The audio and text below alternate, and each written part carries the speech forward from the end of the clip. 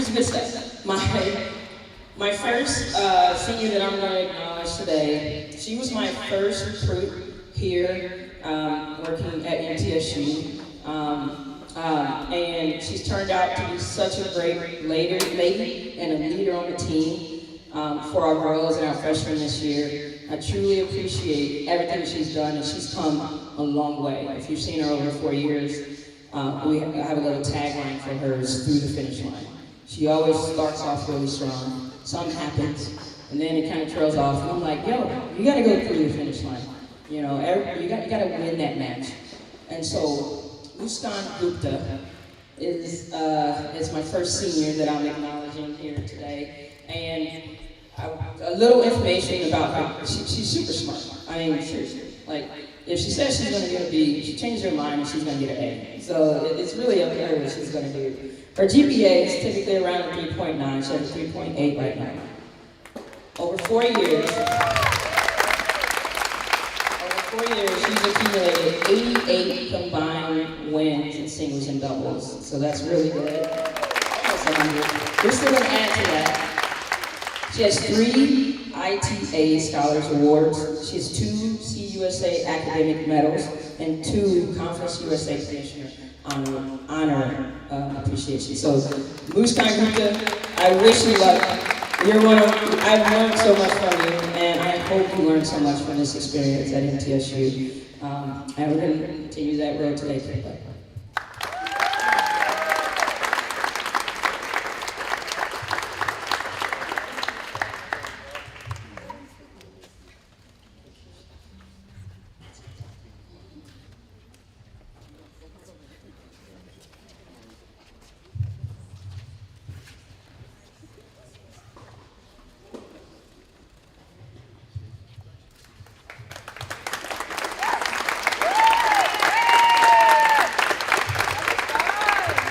My next senior, she's Noelle Morrow. Noelle, you know, she's from here. She's from Georgia. Her parents are always here. We really appreciate the travel parents when they travel around the region. They've been great. You know, Noelle has, you know, when we work on patience and communication and love and kindness, she's really helped me get better at that over the last 4 years. And I know she knows how much I care for her and love her and appreciate the effort that she's put in for 4 years for us. Back and forth with the tears for one reason or the other, we made it. We made it 4 years. And I will say, and this year she's blown up. She's just been playing so great. You know, she's doing all the things we talk about. She's really risen to the occasion, and it's just been so much fun watching her play. So make sure you watch some of Noelle's matches today. A little information about Noelle. She's super smart as well. I think she's a biochemistry major. It's kind of crazy, but she did it. She has a GPA of 3.6.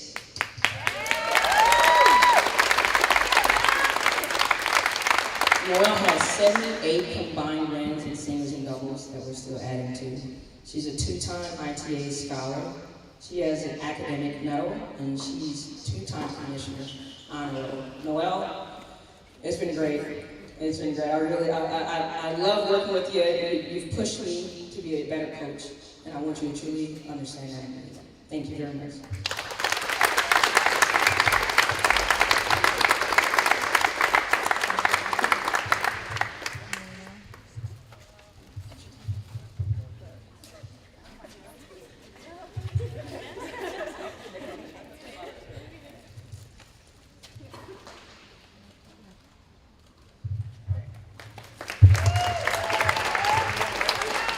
Last one is Love Star Alexis. Love Star is from Canada, and I like to always tell the story that she almost didn't come because my first phone call with her, she said like 2 words. And I wasn't sure if she liked me or cared or anything.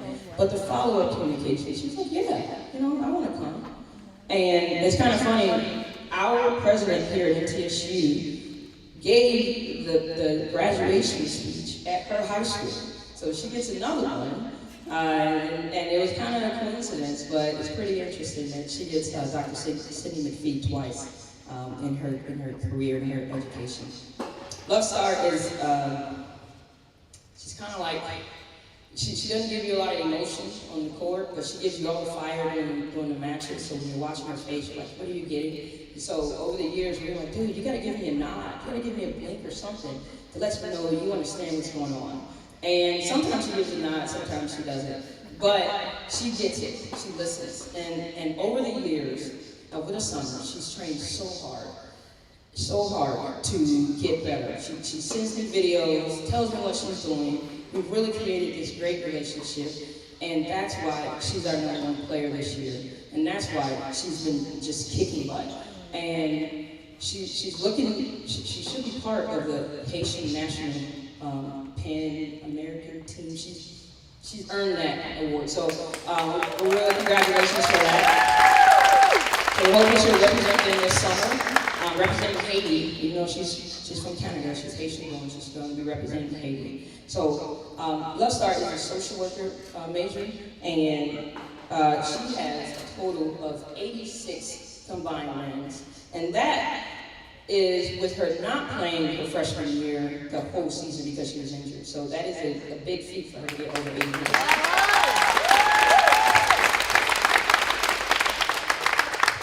Love Star has been acknowledged as an ITA Scholar Athlete, and this year she received the CUSA Athlete of the Week a few weeks ago, and that was my first player to earn that honor, and I really appreciate it. I'm happy it was Love Star. So Love Star, thank you. You've grown so much, and I know we'll keep in touch as you go forward, and thank you very much. I love you, girl.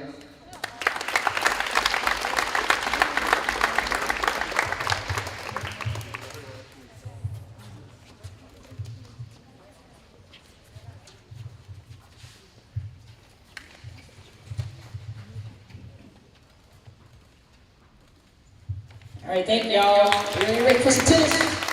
Starting off with double.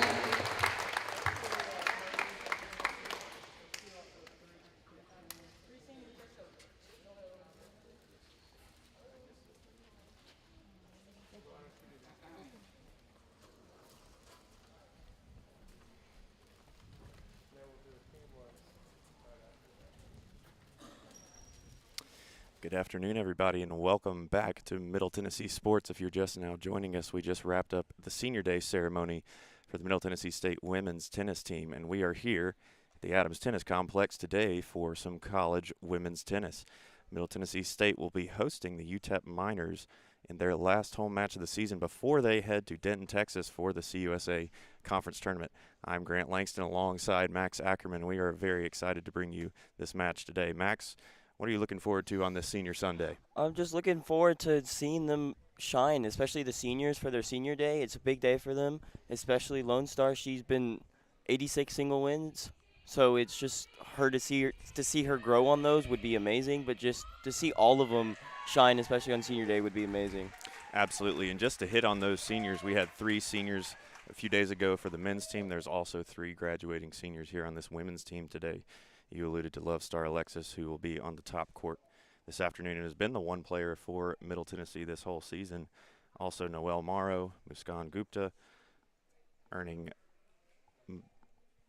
honors here today from Coach Teo Bailey Duvall. And as we are waiting for the start of doubles, I'm just going to run you through some of the profiles of some of these players.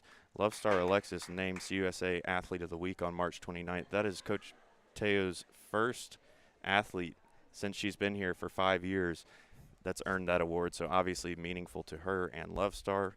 Love Star going on in her her career. She will be playing at West Virginia next season, so interesting to see where her career will take her. Coach Teo also just mentioned that she'll be representing Haiti in the Pan American Cup this summer, so very impressive from the Canadian. In the meantime, also got to watch out for Noelle Morrow, who, as we just heard from Coach Teo, has quote-unquote blown up this year. A record of 11-5. She'll be manning the forecourt today. So a lot to look forward to. And as we get set up and you hear the cheers of the the women's team over on the home side. We'll get you the lineups for the doubles action today. As I said, UTEP comes in at a 5-11 clip, and this is the last opportunity for both squads to notch a victory before they head to the conference tournament. So for the top court, we have UTEP Tasani Ibrahim and Veronica Lebesova taking on the senior pairing of Love Star Alexis and Muskan Gupta. On the number 2 court, Elena Di Battista and Zuzana Shetsepanska take on Sana Garikani and Noelle Morrow. And finally on the 3rd court, Eve Daniels and Paloma Hinikau take on Lily Sophie Schmidt and Cara Zalassi. So lots of exciting matches here today. Max, you got any predictions for me? Well, I think that it's not really up in the air, but I feel like MTSU has a good chance, especially since this season they've 7-0 at home, which hasn't happened since the 2014-2015 season. So it'd be good to see him finish it off with an 8-0 home stretch here. Yeah, I love that you mentioned that. That would be certainly another notch in the belt of Coach Bailey Duvall here today. The CUSA tournament, as we alluded to, starts this Thursday. And the last 2 months for the Blue Raiders have been somewhat of a mixed bag. They started off the season really hot. A lot of those home wins of those 7 were in that first 2 months of the season. They've been on the road a lot the last few weeks and had some tough draws against some ranked teams in Wake Forest and FIU. Also had a tough time out against Michigan State, and the state of Alabama has not been kind to the Lady Raiders either. So we will hope that they can improve their fortunes and muster some momentum going into conference play. So in the meantime, we send you down to our top court. As I mentioned a moment ago, this is Love Star Alexis and Muskan Gupta, all 3 pairings completing the coin flip.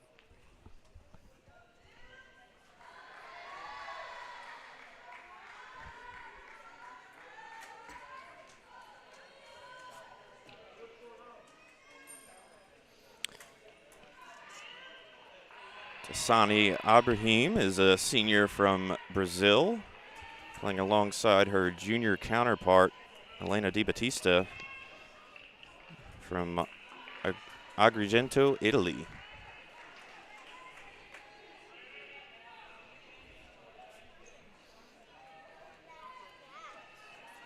Just about to get started here on the top court. Blue Raiders on serve. Star Alexis will be up first.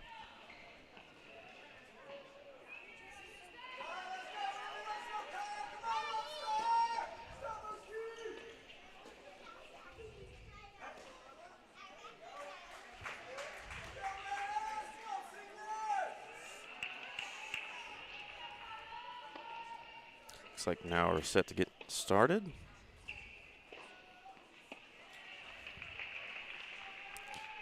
That first serve just a little bit long from Love Star.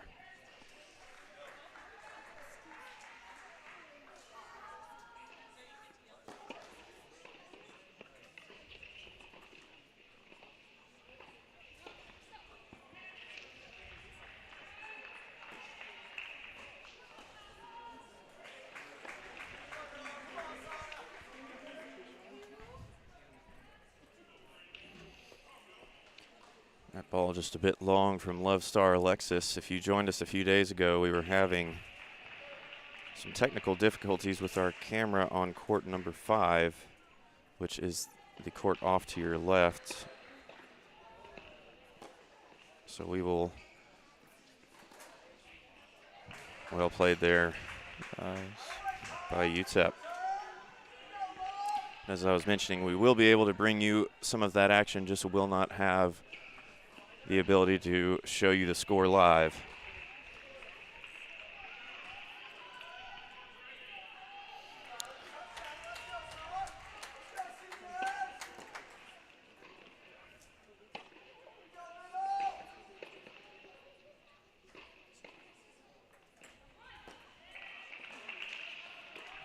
Very well played by this UTEP duo to start out. 40 Love, the advantage.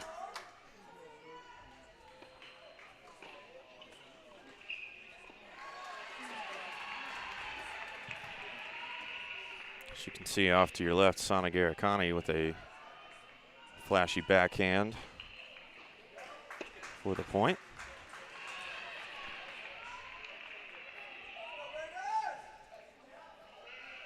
Game saved by Muskan Gupta for the time being. Another break point opportunity for UTEP.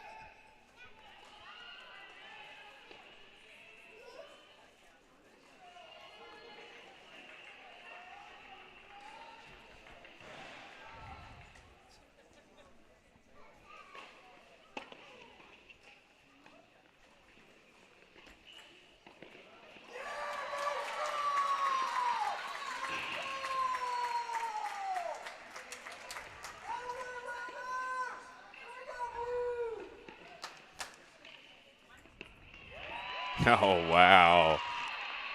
What a shot Muskan found there. The Raiders are not going quietly.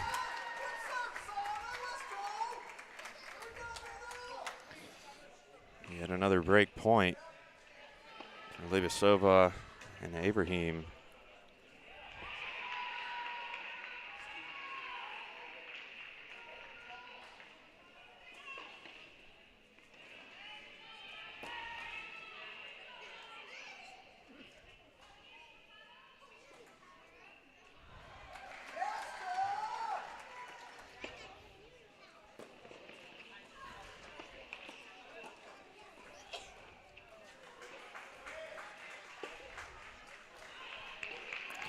Ball falls long.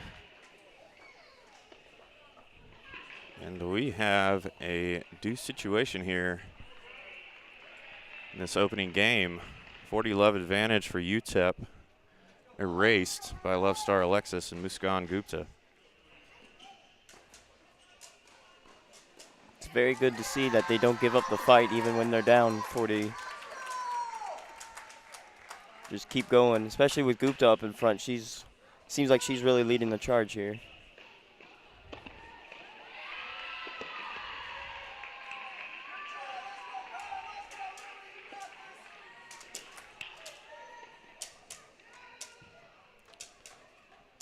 She mentioned Gupta playing the net very well.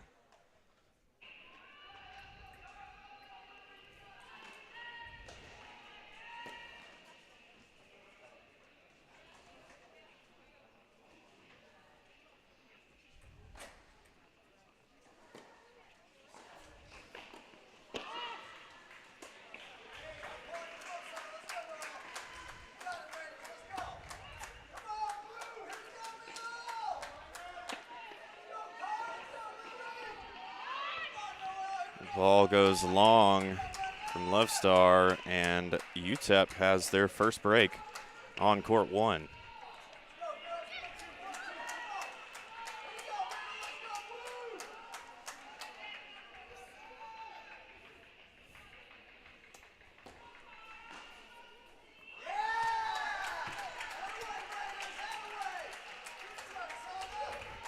So we will take a break on court number one and send you over to court number three with Lily Sophie Schmidt and Cara Selassie taking on Eve Daniels and Paloma Hincao. UTEP taking the first game on this court, breaking the Blue Raiders early and up to an early 40-love advantage here.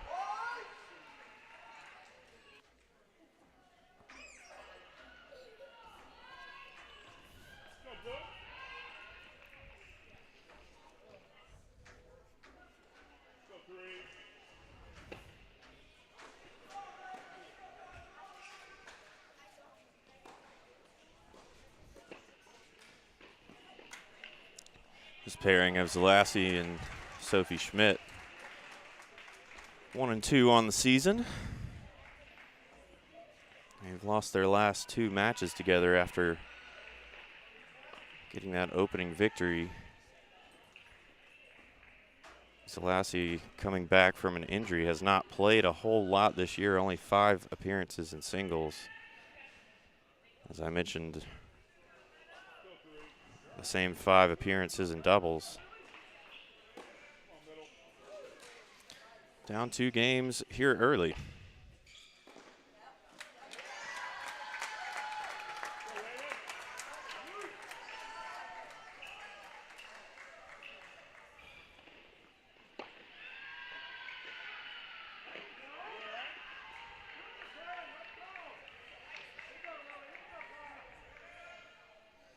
Big shot there from the freshman.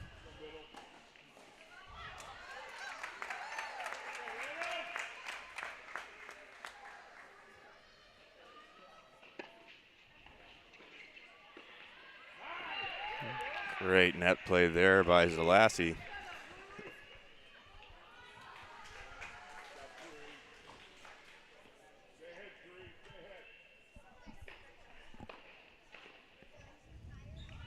You mentioned earlier about Salazzi and Schmidt's double history. Well, it was actually Salazzi being a freshman. It was her first doubles win with Schmidt against AAMU, winning 6-2. So even though she's a freshman, she's still standing out this year. So that's pretty cool.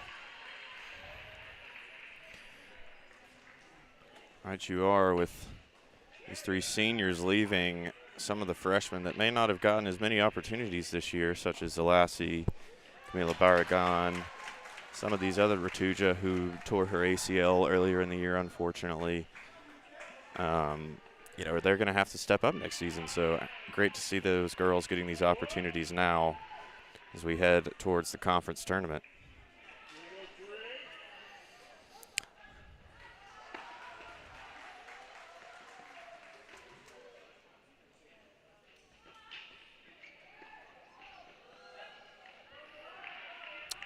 Just a little bit of miscommunication there from Zalassi and Sophie Schmidt. You can see head coach Teo Bailey Duval, trying to calm the new partners. We talked about it the other day, Max, but chemistry is such a big part of doubles and communication is such a big part of doubles, and 4 or 5 matches together realistically at this level of tennis is not enough. Yeah, but it does seem like they are building it up as it goes along. Like you see, they just got this win on this set right here. So Absolutely, and the first game of the afternoon for Lily Sophie Schmidt and Cara Zalassi. They will head to a break. So the hometown hero and the lone junior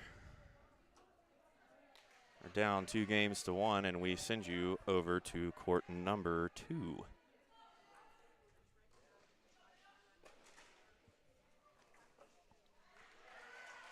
Currently 2-1 in favor of Garicani and Noel Morrow, who are the Blue Raiders on this court. If you're just joining us, we've had some issues with the play site camera in the facility here, so got our own little rig set up on court number 5 this afternoon.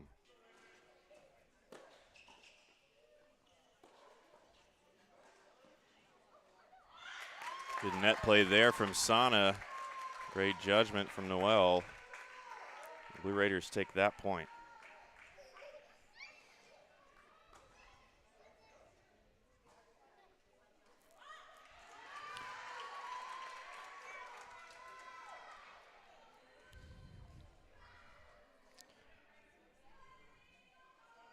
Morrow on the serve.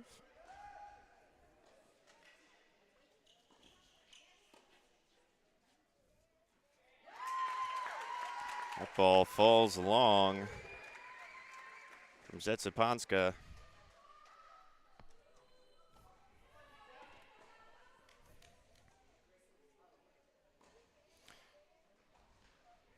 Blue Raiders closing in on their 3rd game.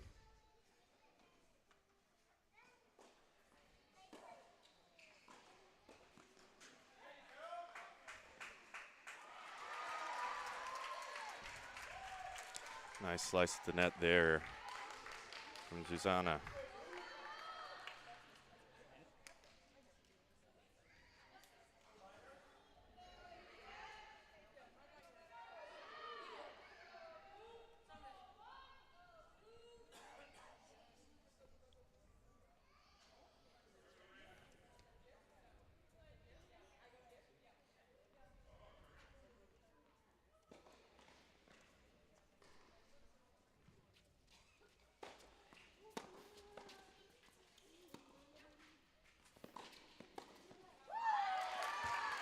That ball's long.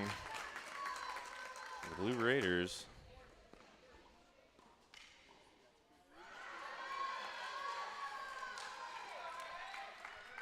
Closing in on this game.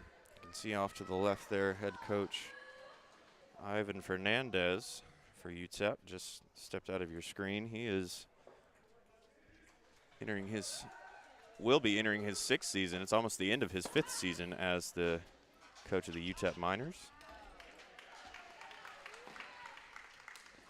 Winning seasons in 18 and 19 for this minor squad before their 2020 season was drawn short due to COVID-19 pandemic.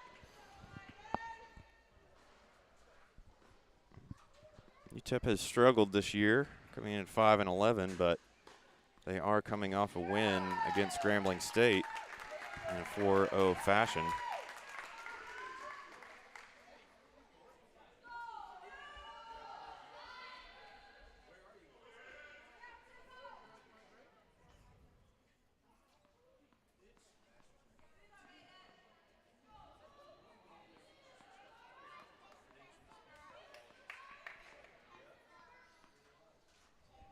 UTEP back on serve. This is Elena DiBattista.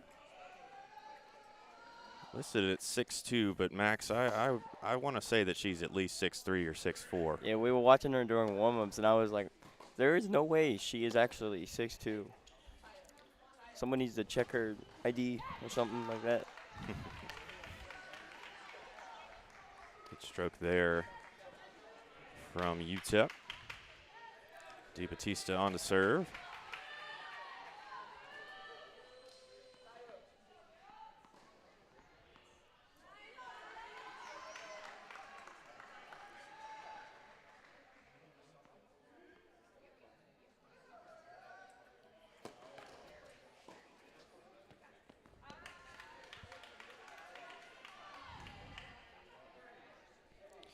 Ball falls long for Noelle Morrow.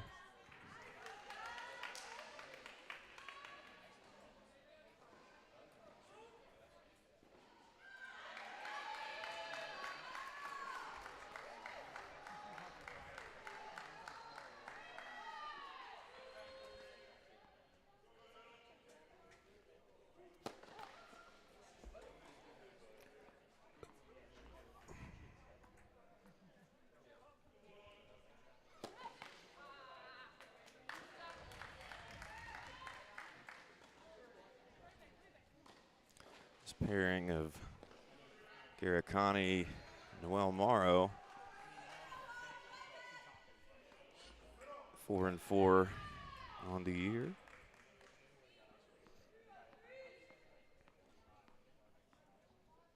Sana, of course, a freshman. Noelle, a senior. I think it certainly helped Sana somewhat rein in some of those emotions that she struggled with early in this 2023 campaign. Both players have really matured and stepped up here of late.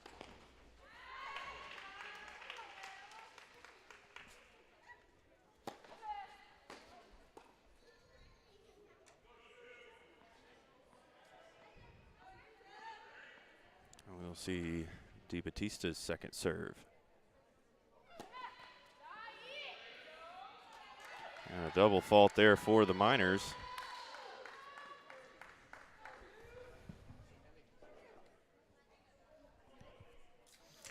That's DiBattista's, I think, like second one this set. So maybe it has something to do with her height is the reason it keeps going down too far. Maybe she needs to try to air it out more to get it over the net next time.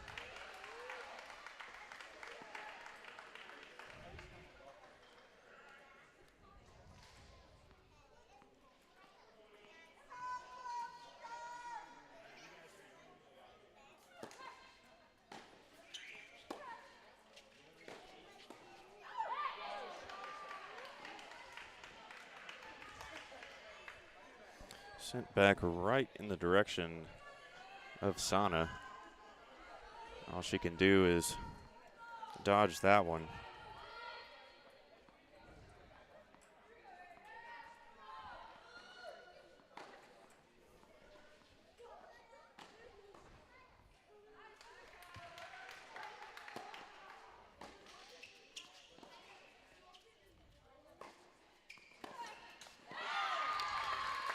Another one falls into the net.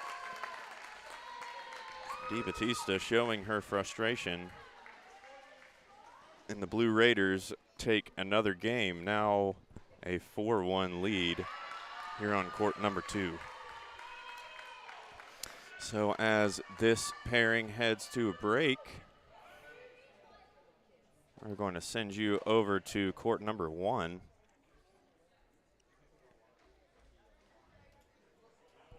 Where Love Star Alexis and Muskan Gupta trail 2-1.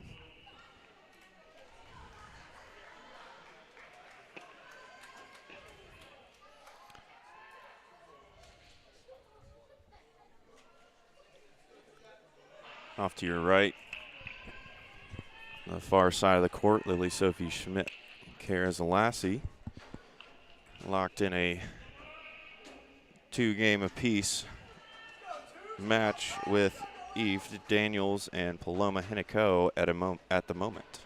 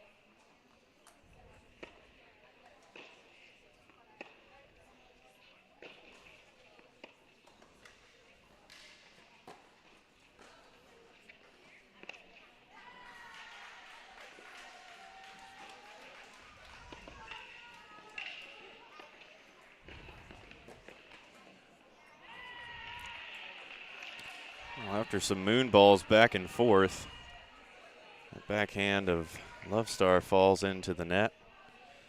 40-love advantage here for Lipisoba and Ibrahim.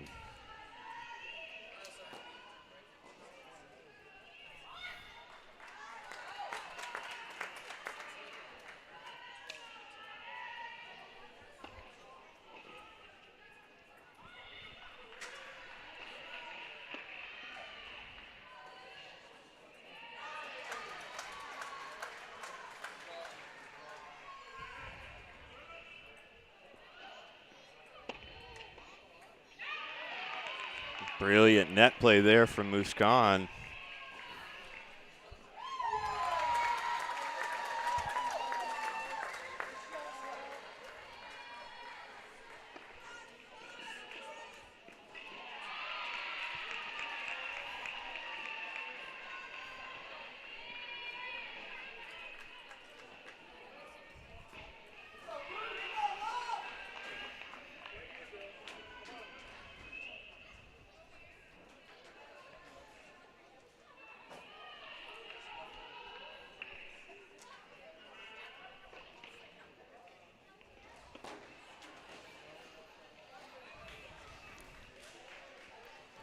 See a fault there from Love Star. Second serve incoming.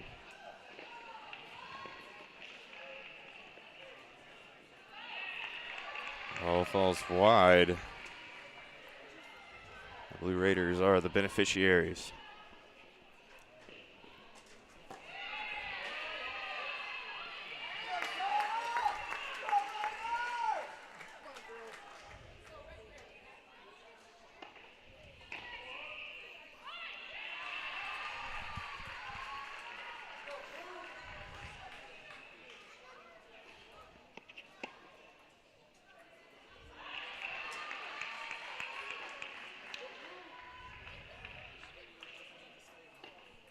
One thing I have noticed, especially in these tennis matches, is you can never count someone out when they're, for example, 3-1 down, because it's tennis is every set is a different, every match is a different result. So you just have to keep trying, and it's not like any other sport where if you're down something, it's like it's almost like it's hopeless. But this is you still have a chance. Right, you are. There have been some historic comebacks in the history of this sport, a mind game just as much as a physical one. And UTEP gets on the board here in this 5th game.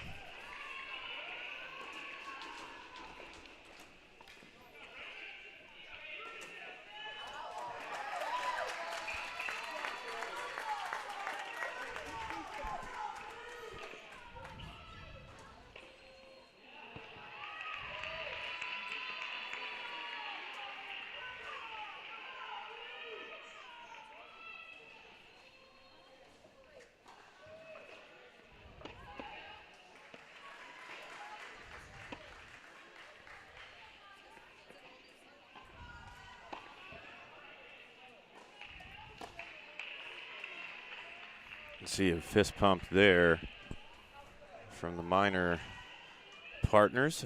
40-13. 40-30, excuse me. I don't know why I said 13.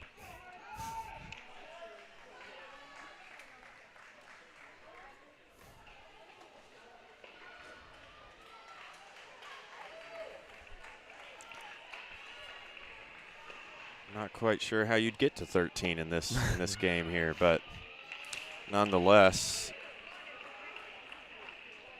a great return there from the Miners, and we have another deciding point.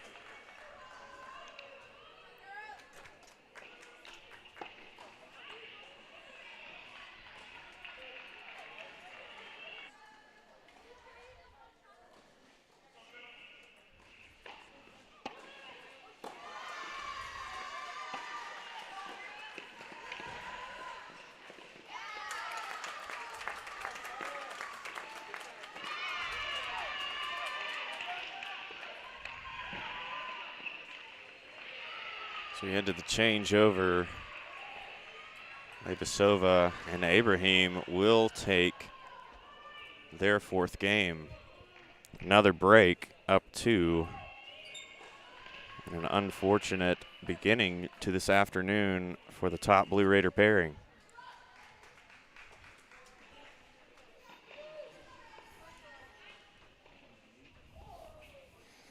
So as we head to a break on 1, we are going to send you over to court 3 to check in with Lily Sophie Schmidt and Kara Zalassi. They have been the most tightly contested of all 3 courts here in doubles here this afternoon. 3 games apiece, 30 all.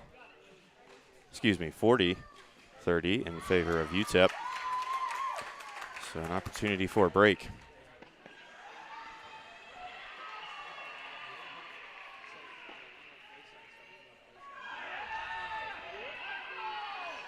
Well, that ball from Schmidt looked a little bit long to me, Max, but yeah, played on nonetheless. I was wondering if they were going to call it or not, but I guess in favor of MTSU, they did not. It's a deciding point here on 3.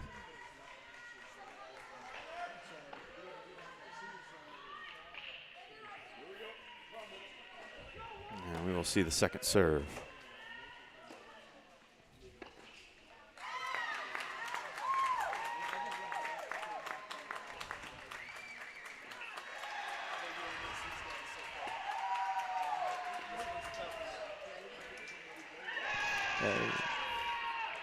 Big win for the Blue Raiders, a huge hold on court number 3 and a fist pump from Zalassi. Hard-fought game there, and this one has been back and forth the whole way. MTSU taking their first game in the doubles portion of the match over on court number 2. Sana Garicani and Noelle Morrow defeat Elena Di Battista and Zuzana Zetsepanska, by a score of 6-1. Going back to court 1, it is interesting that Love Star and Gupta are down 4-1, but I'm wondering maybe it has something to do with these nerves being senior day and everything. Maybe do you think that has something to do with them being down right now? You know, it's hard to say. These two have played together quite a bit in their years here at Middle Tennessee, and they've looked good at times during this season. Their record 5-5.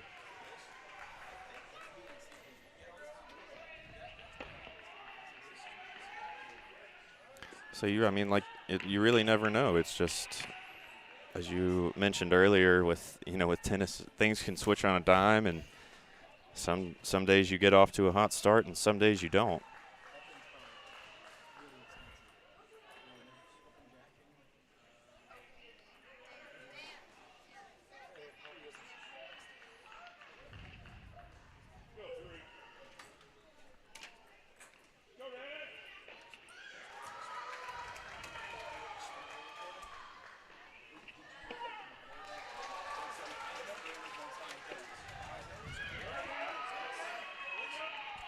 Daniel sends one long,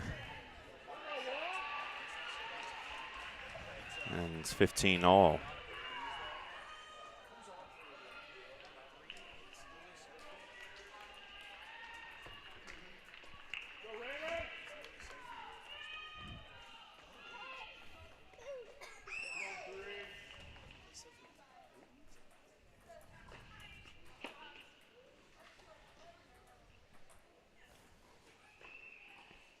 We'll see Schmidt's second serve.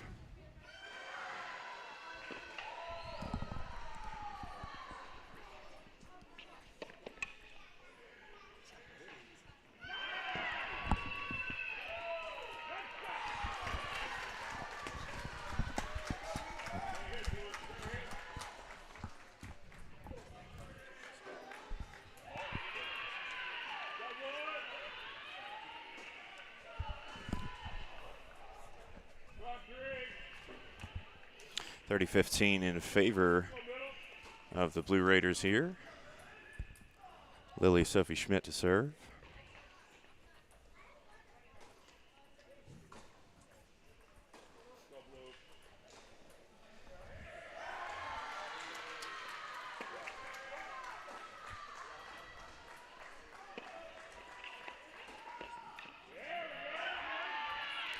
Hennico launches that one onto the top court, and it will be 40-15 in favor of MTSU.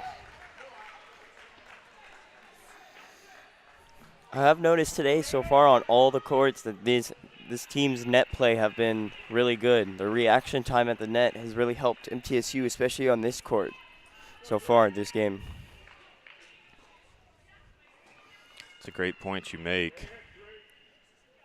Has been good on all of the courts for the Blue Crew.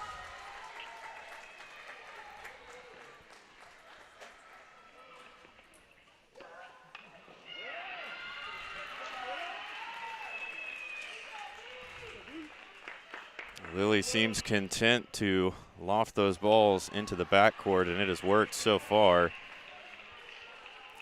Blue Raiders get a big break on three, going up 5-3.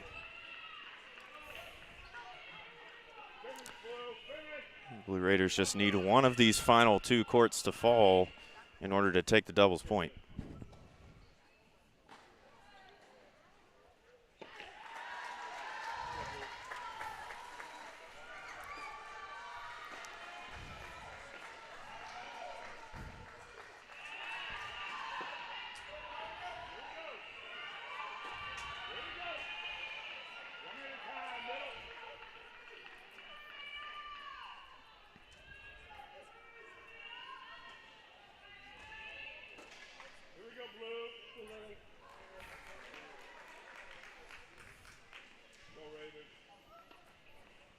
Eve Daniels on the serve.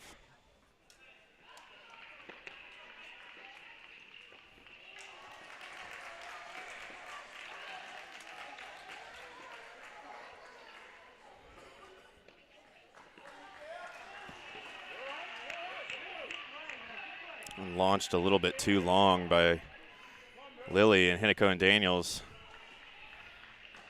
tapping each other up and probably thinking they're lucky stars that That one didn't find a line somehow.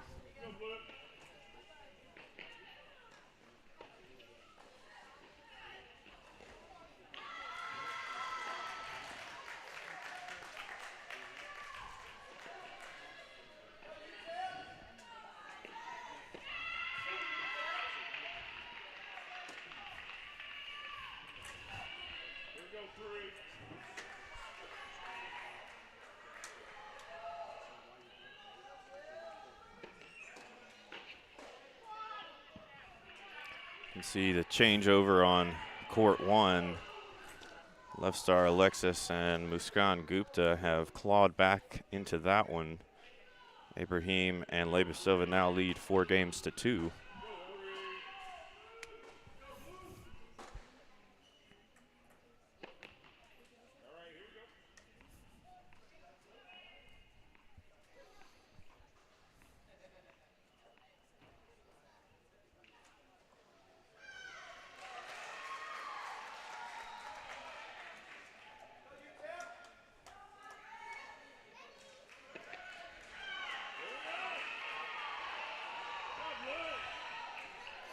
Double fault there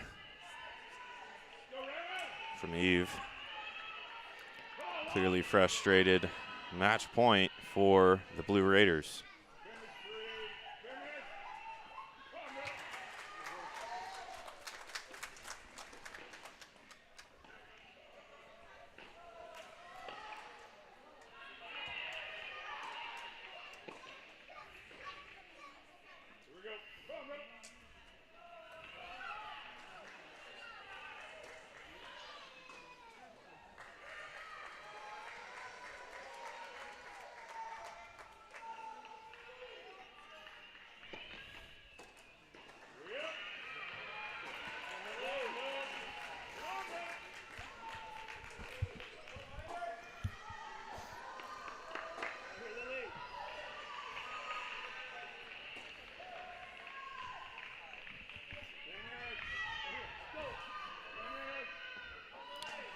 We see a let there on that serve. We'll try it one more time. Match point for MTSU.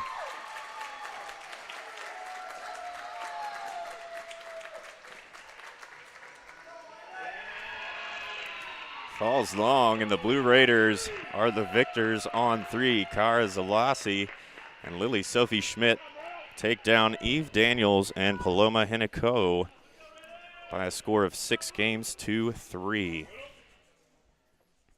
Well, folks, that was a very exciting round of doubles. The Blue Raiders get it done, although the struggles on the top court. Max, what did you see in that doubles action today? So I did see, like you said, the struggles in the top court with the seniors, but the court that we just watched with Lily and Kara, they fought through the end. They were down 2-0 at the beginning, then they brought it back to 2-2, then it was 3-2, and then they brought it back and won 6-3. So that was pretty cool to watch. And then obviously the third court, Sarah and Noelle just strongly held on that lead the entire match. You're right. We didn't get to see much of them just because they won so quickly, 6-1 over there on 2, and the Blue Raiders will take a 1-0 advantage into singles play. In the meantime, do not go away. We will have all of that action for you right here on MTN Sports when we come back. Mental health affects us all, whether you finish first or last. Whether you win or lose. The stigma around these issues causes those around us to suffer in silence. Mental health is nothing to be ashamed of. You are not alone. You are not alone. As a student athlete, As a teammate, As a friend, we pledge to continue the conversation. because it matters. because you matter. stand up to the stigma. Stand up. Stand up. Continue the conversation. You are not alone. I have a voice. You have a voice. We have a voice. Our voices can be heard Outside of sports. As student athletes, we have a platform. Now more than ever. It's important that we listen, learn, and lead, and raise our voices for change. We can all do more. Now is the time To make a difference. This is our chance. This is our chance to make a better tomorrow. Together, we will continue the conversation. we have a voice. On June 23, 1972, Title IX was signed into law, and it reads, No person in the United States shall, on the basis of sex, be excluded from participation in, be denied the benefits of, or be subjected to discrimination under any education program or activity, receiving federal financial assistance. Happy 50th anniversary, Title IX. Thank you for giving little girls like me and big kids like Conference USA student athletes the opportunity to dream big.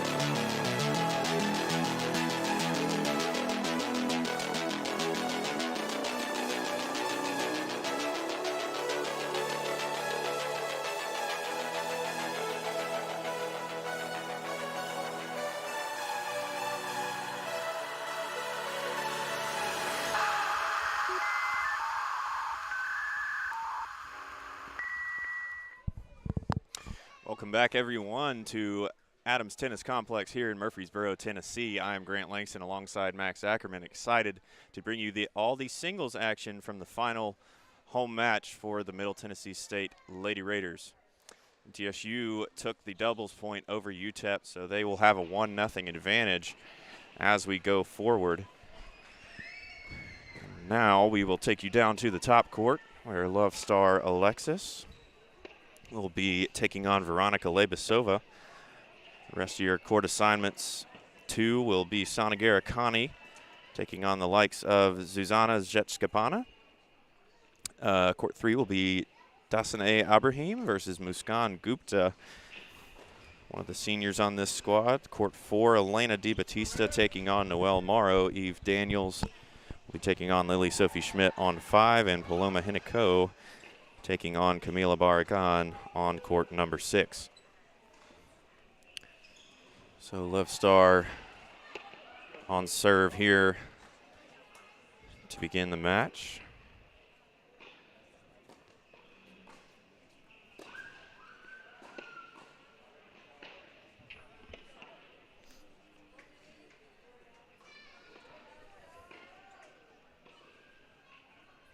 Lebesova Jr., hailing from the Czech Republic.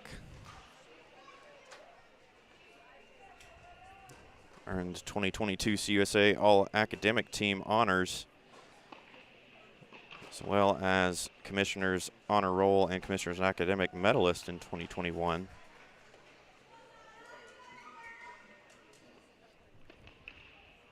(2021-22) had a record of 18-8. The leader of this team and has been ever since.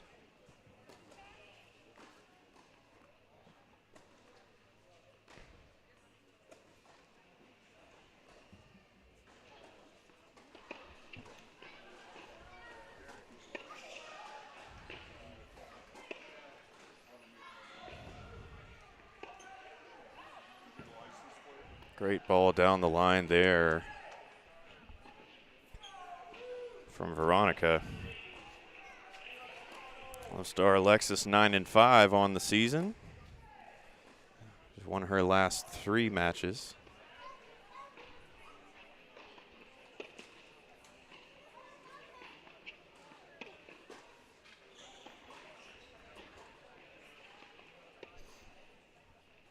As we heard Coach Teo Bailey Duvall speaking about her before the match, it's really her communication and her effort that's, as well as her play, that's earned her the spot on top court this season for the Blue Raiders.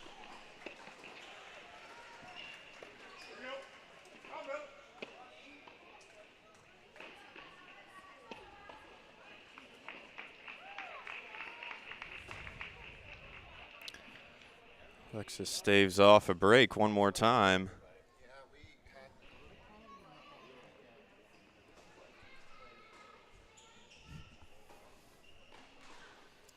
Setting point here on 1.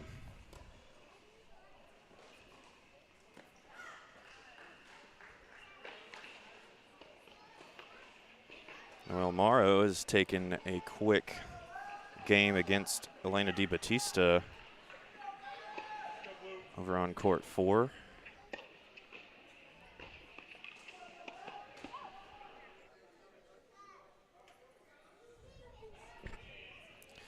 Lebesova calls it out, and it was.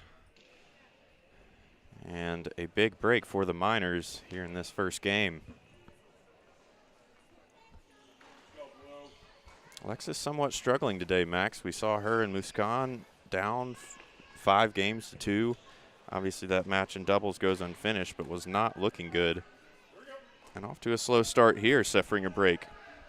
Yeah, we're just hoping that she can come back. Maybe because, like head coach said it during the senior recognition, she doesn't really show the emotion. She's always just focused. So maybe that will help her in the long run here and help her come back and secure a victory here. I'm glad you mentioned that. Composure is definitely one of Love Star's strong suits. If anybody has the wherewithal to get back in this match, it is Love Star Alexis.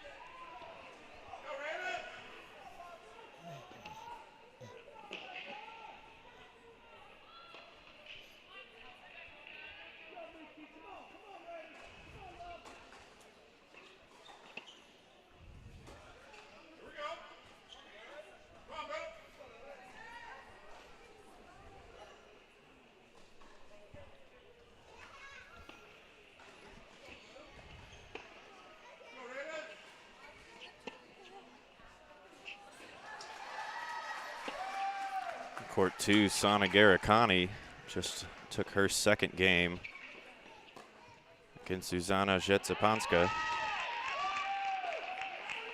Up a break and on serve.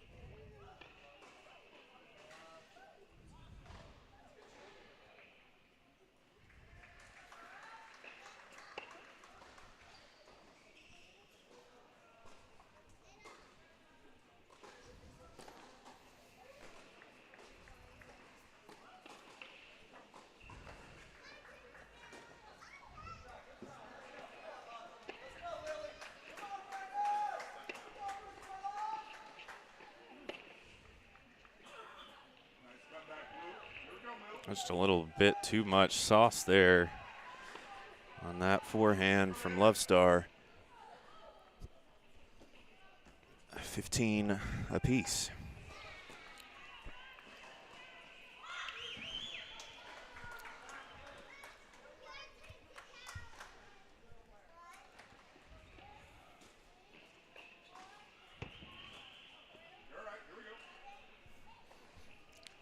Love Star called for it out there. I'm not quite sure I agree with that one, but we'll see the second serve nonetheless.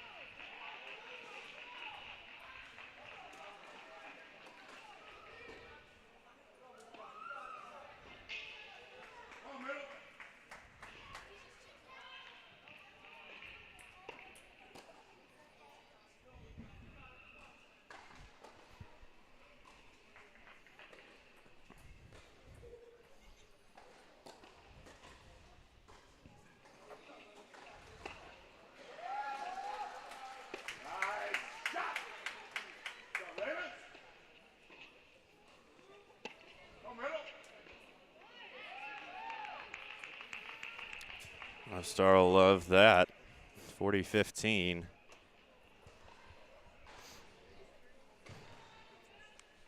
In favor of the Canadian. Break point here for Love Star. Opportunity to get a game right back.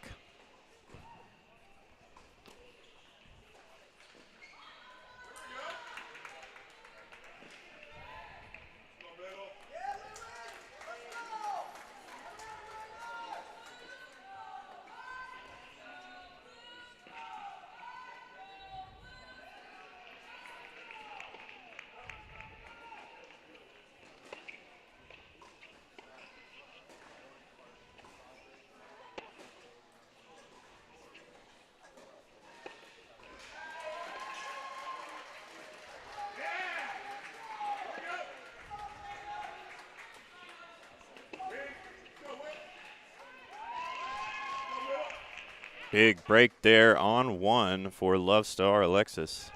That power shot right there, I think, threw off her opponent, Lebesova, right there, because they were just doing lob shots to each other, and then she just pulls out that, and it kind of throws her off guard, which helps her win that point. So that was great thinking by Alexis right there.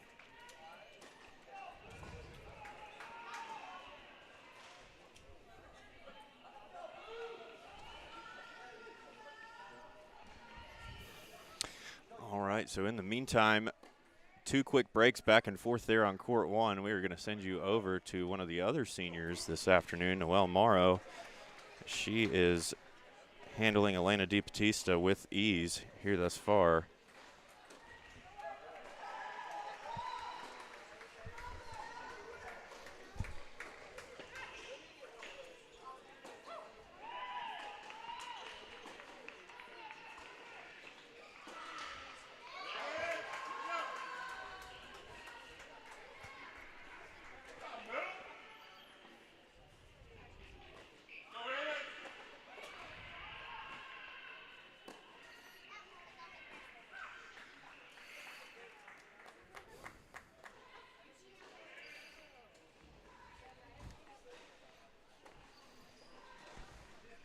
Di Battista hailing from Italy.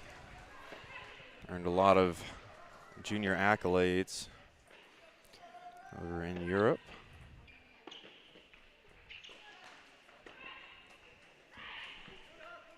She chases Noelle all over the court there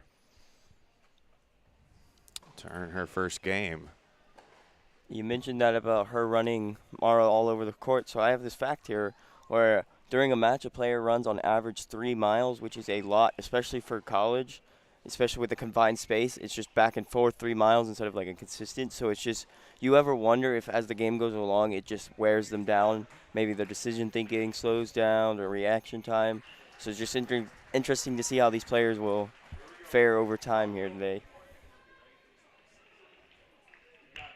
No doubt physical fitness is paramount in this sport, and not to mention the distance that they run just within this confined space. But I've often wondered how ACLs, MCLs, any of those CL ligaments, Yeah. you know, that exist down in your knees just don't go more often in the sport. Obviously, you'd never want to see injuries, but it's just so much hard cutting and, you know, pressure on those joints in your legs. So it's very impressive nonetheless.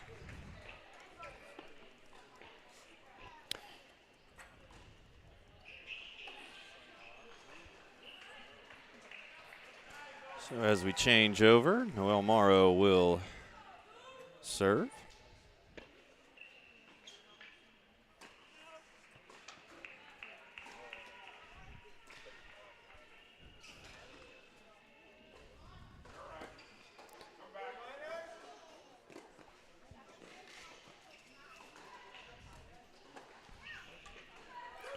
Well, Morrow is 11-5 on the year and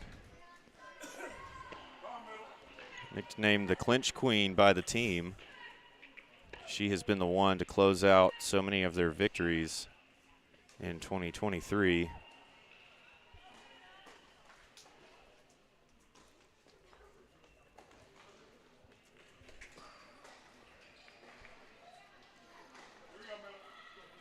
And Max, Noelle is, I believe, from your neck of the woods. Yeah, I grew up in Georgia, so I saw she was from Roswell, Georgia. So it's kind of cool just to see, like you said, like there's people like Di Battista's from Italy, but then you get people like Mara who are just from down south in Georgia. So it's kind of cool to see the people where I'm from and then just people from all over the world come here to play. So it's a very interesting sport when it comes to diversity there. Absolutely. Big crowd for Noelle Morrow. Her family's here today. And a big crowd in general here on Senior Day. Nice turnout on an early Sunday afternoon.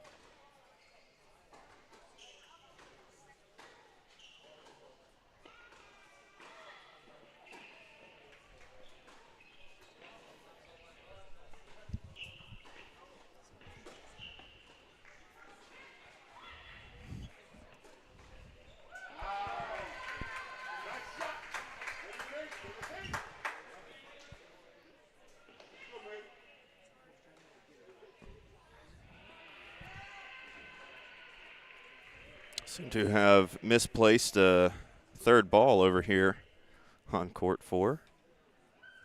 Nobody can seem to find it.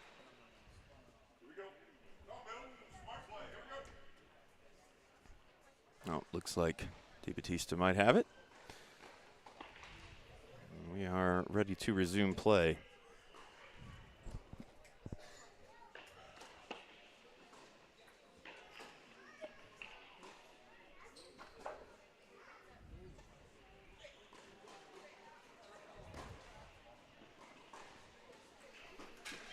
Just give you a little update from around ATC.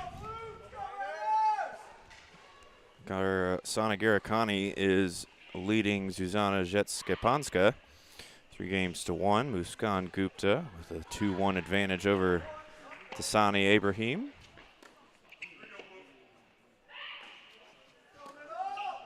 Well, Morrow not happy about that one. Understandably so, even though she has a 3-1 advantage here on court number 4. Ellie Sophie Schmidt 2-1 over Eve Daniels at the moment, and Camila Barragan has come back from a game down to lead Paloma Hinoco 2-1 as well.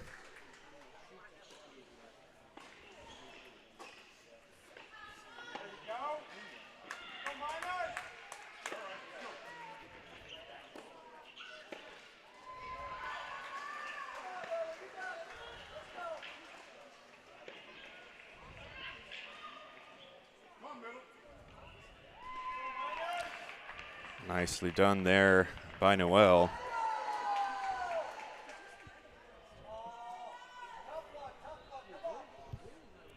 You start to notice, like, in these long, like, rallies in this kind of game where the players it's kind of not what you expect, where they become smarter as it goes along. Like, they start to read how the player's reacting in that one rally. So then, like what you just saw, where she reads that she's going that way, so she's going to hit it the other way, obviously, and she got the point there. So that was pretty smart by Mara on her part.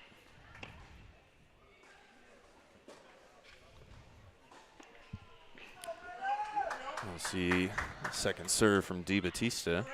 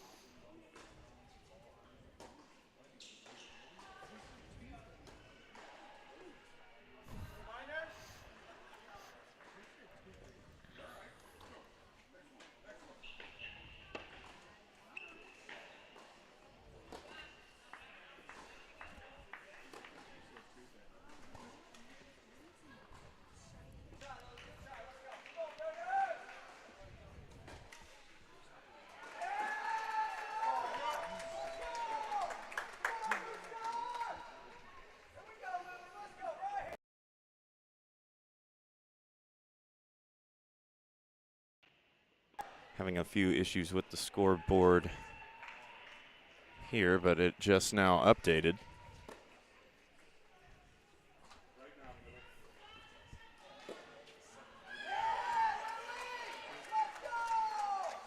So we will head to the changeover here on 4 and check in with Sana Garikani over on court number 2. She got out to a quick 3-0 lead. And as we check in, Jetskepanska is on serve.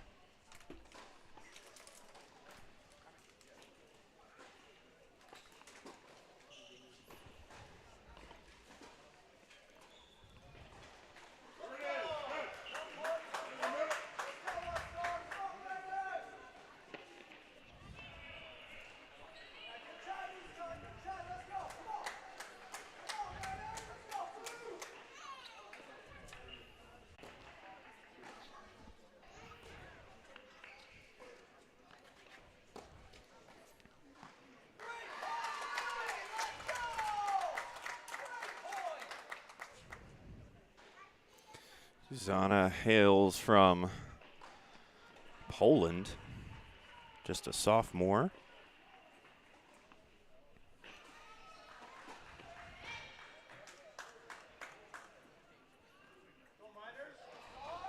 Susanna played at Long Beach State for the past few seasons. Excuse me, just last season. Compiled 7 wins and 2 in doubles play.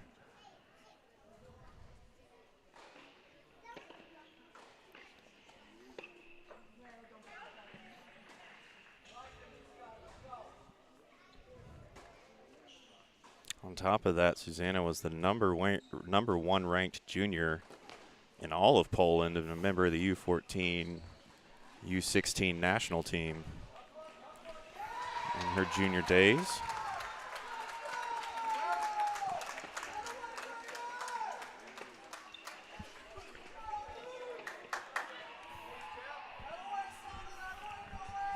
Can't get the return there, 40-15.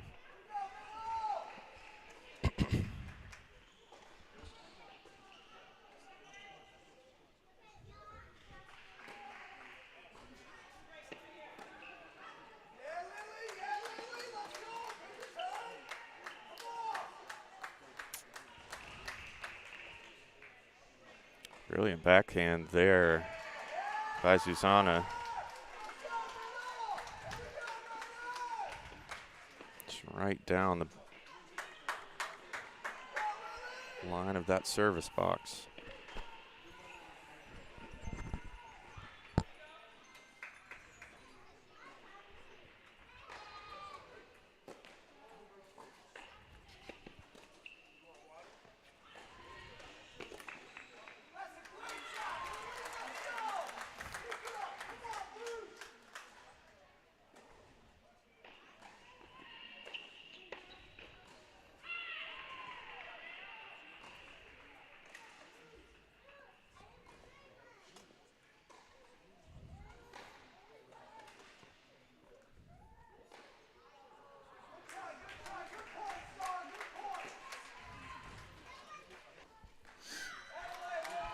First serve, just a bit long.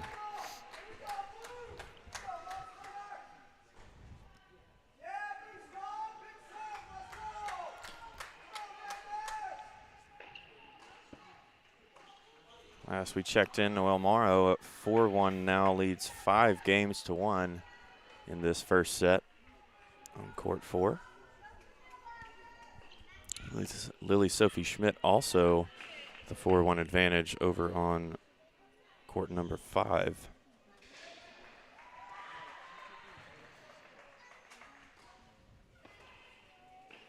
So Max, last season, Middle Tennessee State final record of 9-15, 1-6 in the conference. They were the 12th seed going into the CUSA tournament and got blown out 4-0 by FAU in the first round.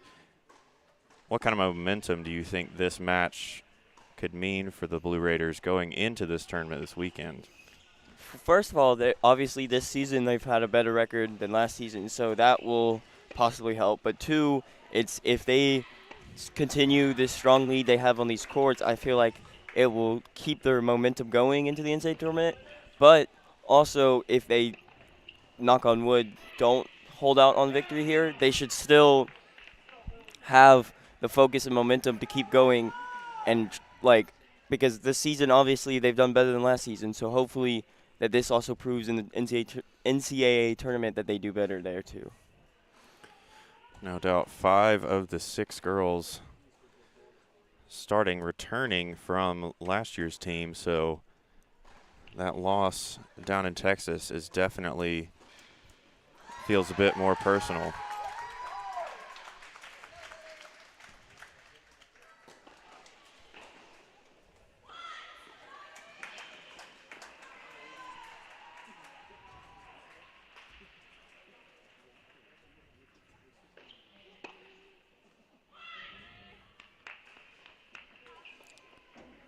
Ball goes long.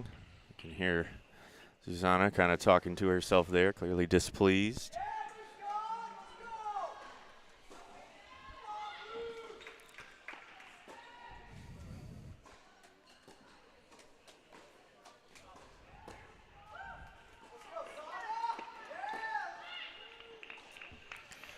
Garikani does well there to win that game, and we will head to the changeover. But in the meantime, we're going to check it back in with Noelle Morrow, who is looking to take the first set in this match with DeBattista here this afternoon.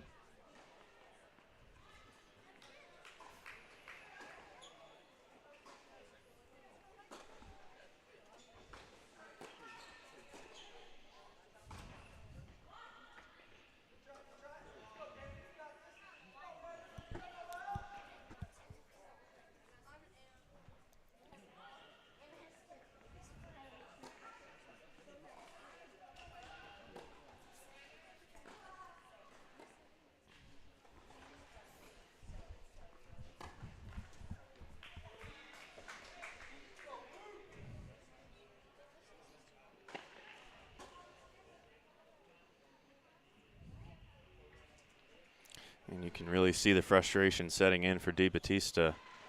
It's been a long first set, and she has plenty of power, but just has not been able to execute that serve to her liking, and the forehand falls short there as well. Noelle Morrow with a 40-30 advantage as for the set.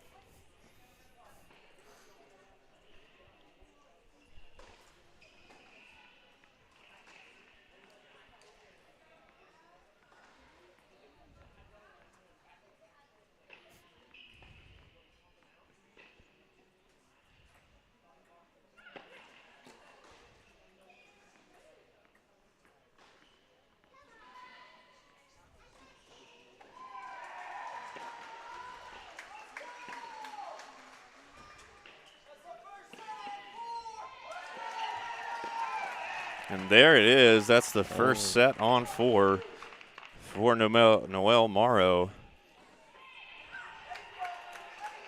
A dominant 6-1 score for the American. And we're going to check back in with Sana Girakhani because she is about to follow suit here, up 5-2, looking to take the first set here on court number 2.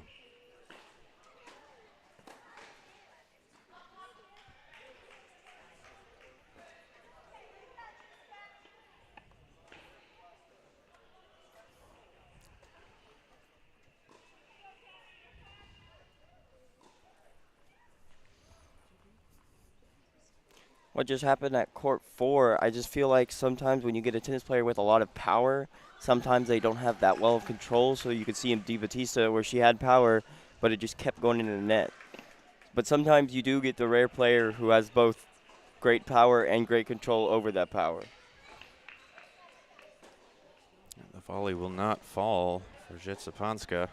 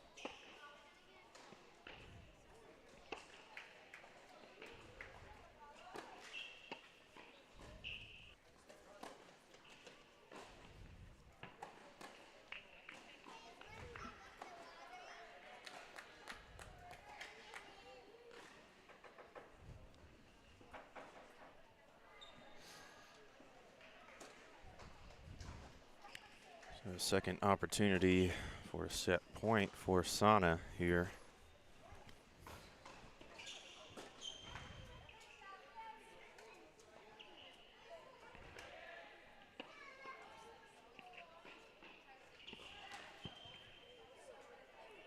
No shot there for Sana to recover. And Zuzana has forced a deciding point here.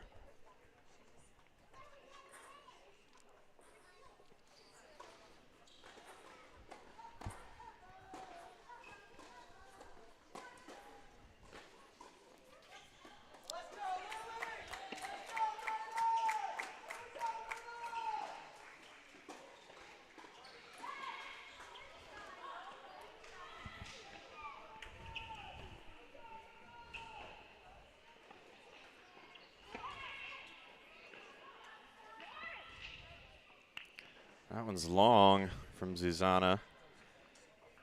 And this game will fall in favor of Garicani. Sana takes her first set.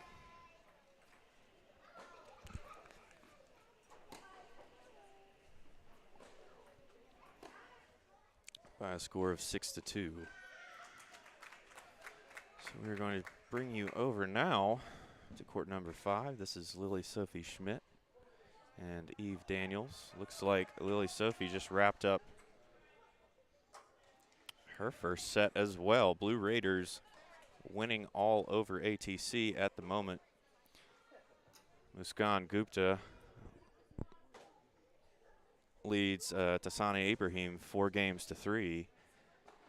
We are going to check that one right now as this match heads to the changeover.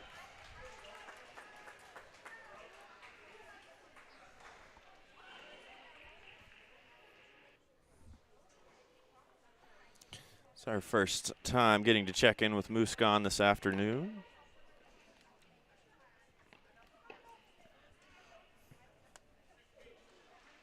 Good idea there by Ibrahim. Couldn't quite get that shot to fall, though. Ibrahim, a senior, hailing from Brazil.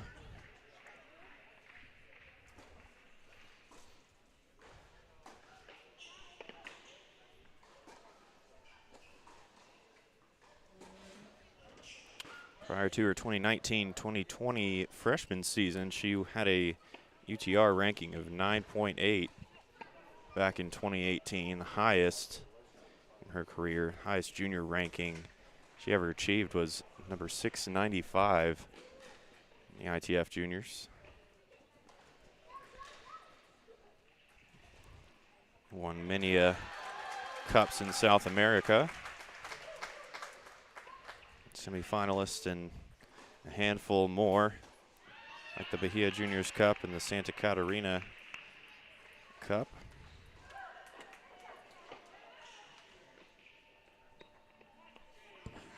Ball yanked by Muskan, showing some frustration there. And she will go down a break.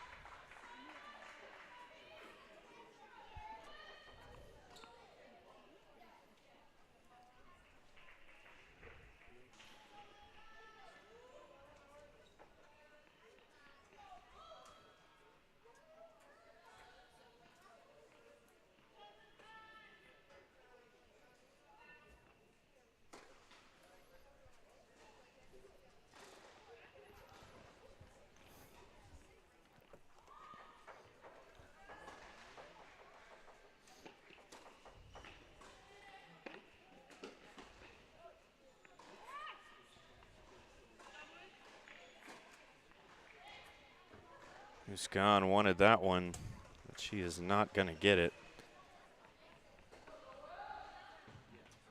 And Tasani Ibrahim now has a 40-love grip on this game.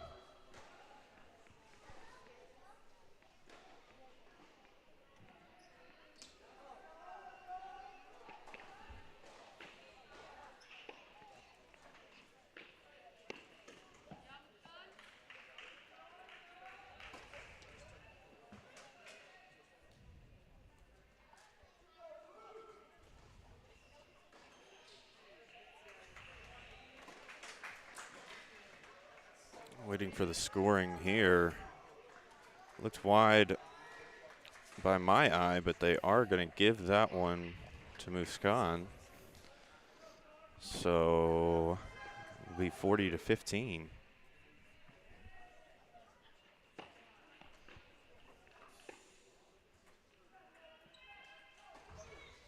You mentioned it being difficult to see it. Well, before yellow tennis balls, they were white, actually, until 1986 in Wimbledon, when officials believed that they would be easier for spectators to see them if they became yellow rather than remaining white. So it helps nowadays somewhat, especially for officials. Certainly an interesting fact.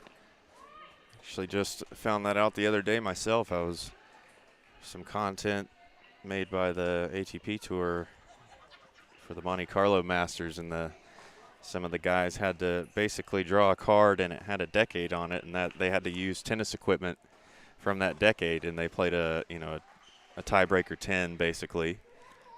So somebody ended up using an old wooden Wilson racket from the 50s, and I think the other one was from the 80s, but they used those white tennis balls in that in that footage, as you mentioned. So certainly a different look, and they are a lot easier to see now that they are electric yellow. So Dasani Ibrahim not going away quietly. Down a game just a few moments ago, now a step up on Muskan Gupta.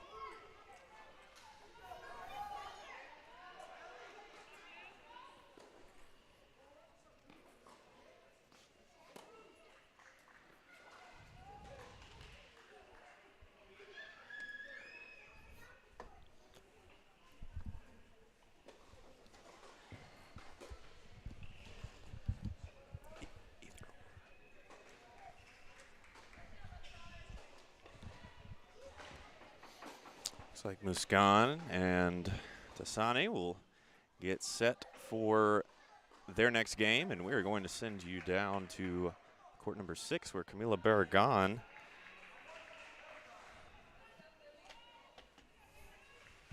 is struggling to find her rhythm against Paloma Hinico.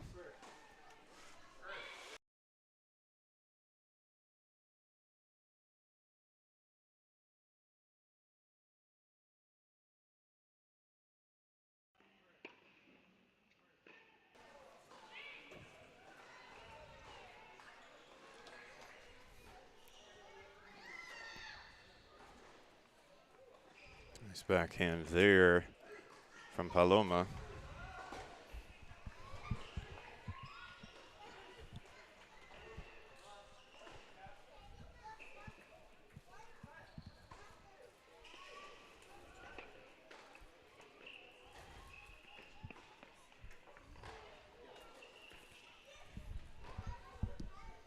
Just a little bit too far to go there for Camila.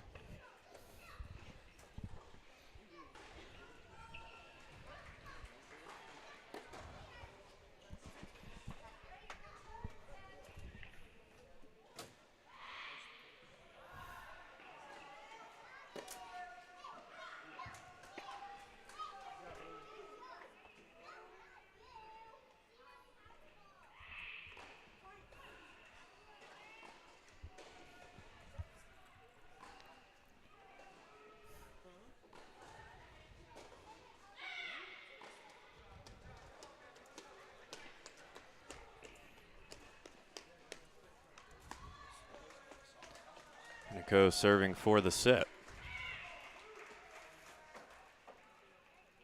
And she will indeed have it. First set on court number 6, falling in the favor of UTEP and Paloma Hinico. Max, I think we saw there a few times that court coverage became a problem. Balls bouncing in that Camila just couldn't quite get to. And not that height certainly doesn't have everything to do with this sport or any sport, but her, standing at only 5'1", you've got to imagine that makes it a little bit challenging sometimes to get back to those balls in the opposite corner. it's not always directly related to height because, like, sometimes it's wingspan, but in her case, I feel like with the wingspan and the height, sometimes it is difficult to get around the court as quick as, say, like Batista on the other side. So it's just sometimes when you're, like, for instance, 5'1", you got to think other ways. Like, you got to think strategically rather more than reaching out and trying to hit it because sometimes you can't reach those. Exactly. So.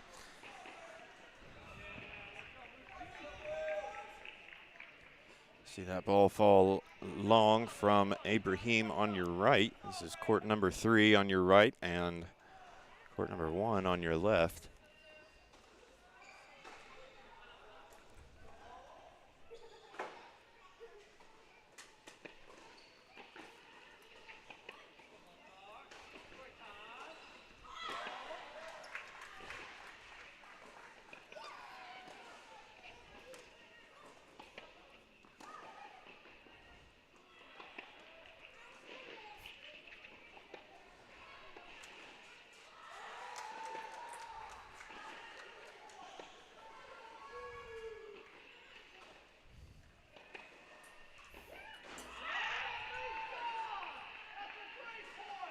What a point there from Muskan. A long rally, and she had a great grip of that one with the forehand, the backhand, all of them.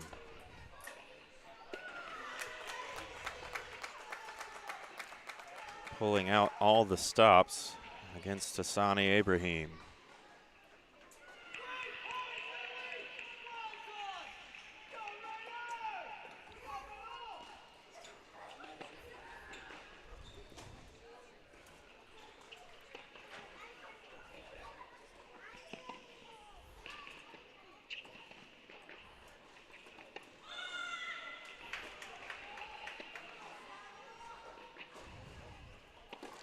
Well played by Lebesova. Backing out of the reach of Love Star.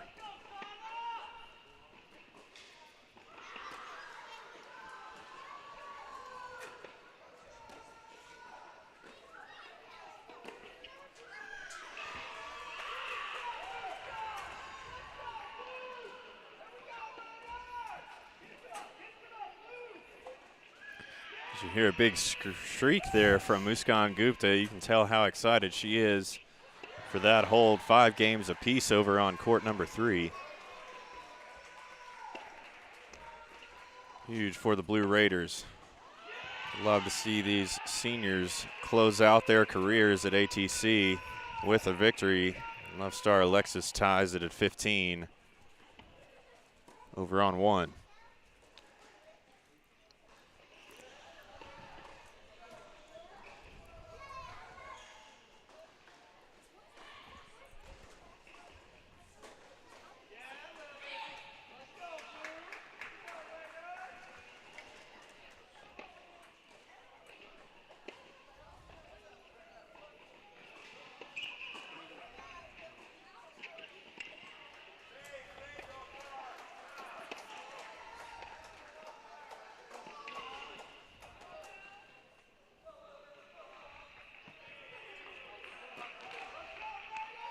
Tough luck for Love Star right there.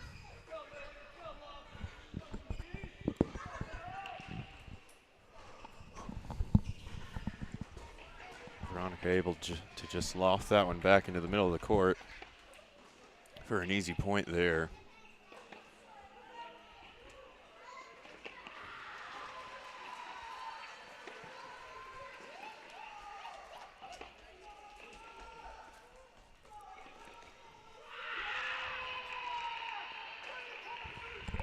Huge backhand there from Muskan.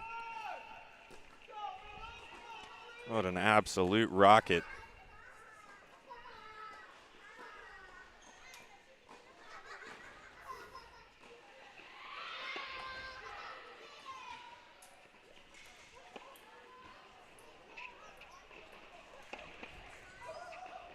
Just 2 courts still in their first sets, and that would be 1 and 3 that you're watching right now.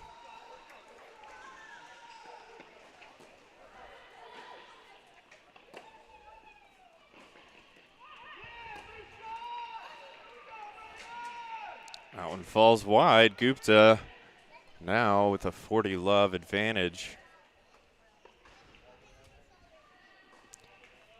Big break opportunity here for Muskan.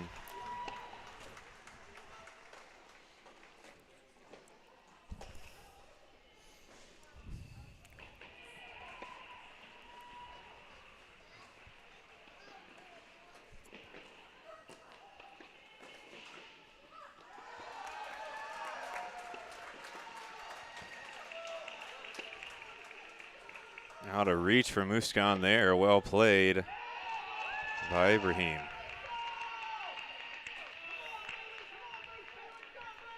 You see a fist pump there from Love Star Alexa, showing just a little bit of emotion.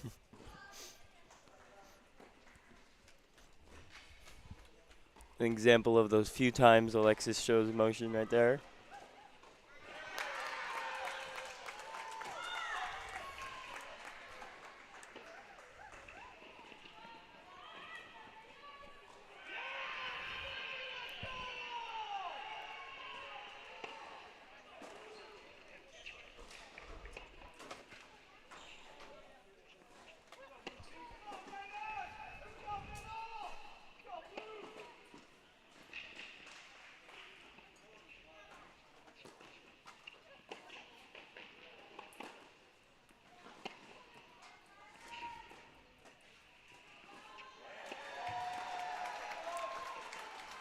Let's start really going to that forehand.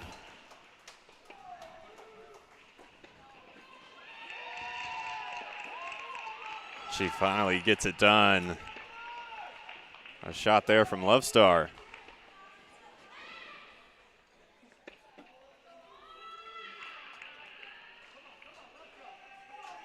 Muskan has had an opportunity for 3 break points in this game, not able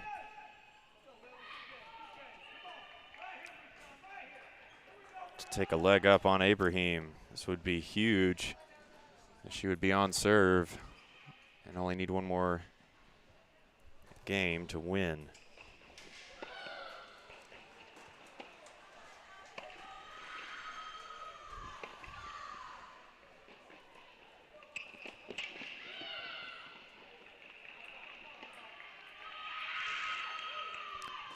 Star able to get a racket on it, but not quite enough.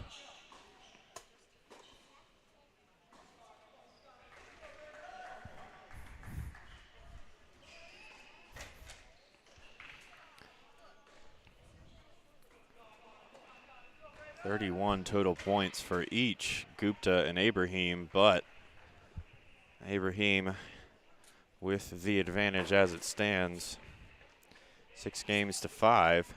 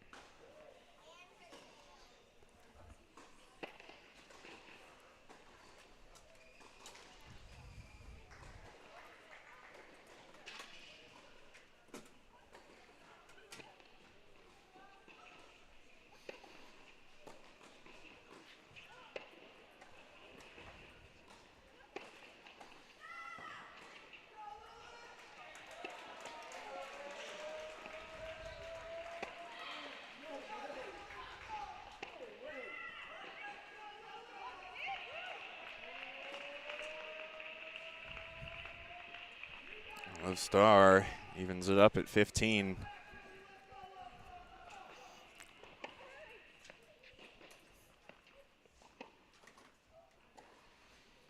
It's 2 hard-fought first sets on 1 and 3.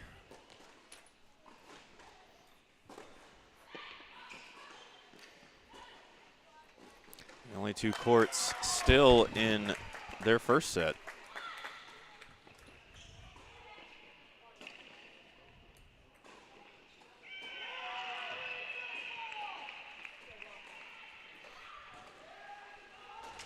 If you were able to see out of the corner of your eye in the top left of the screen, Lily Sophie Schmidt just made an incredible shot.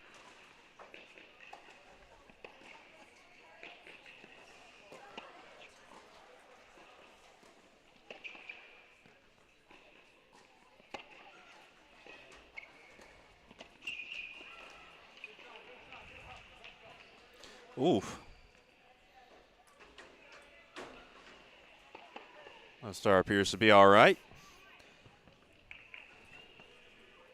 You know, Max, if I ever get into that position, I'm just going to have to retire. You see, right then and there. Yeah, I was going to say, if I ever get in that position, just leave me down there. just leave me down there and just hope that I can get up at that point.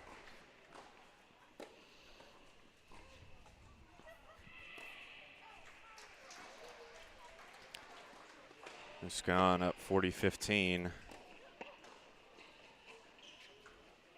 Trying to force a tiebreaker.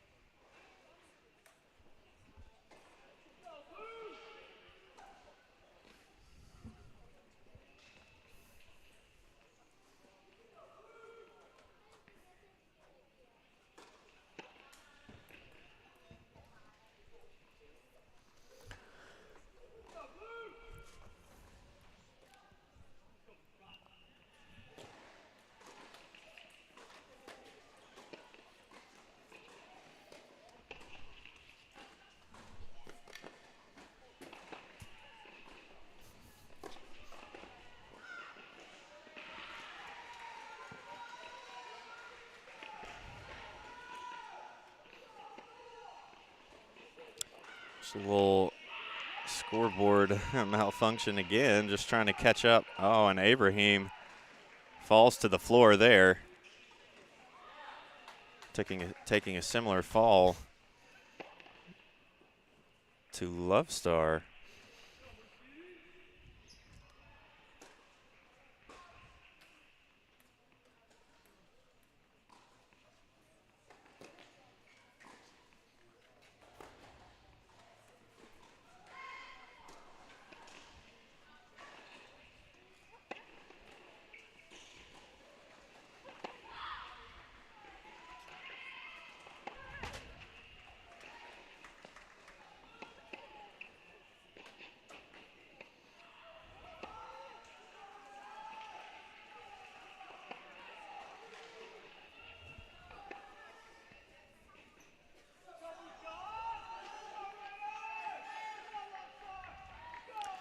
So Moose Khan wins a second straight point. She'll go up 2-0 in the tiebreaker. Just needs to get to 7.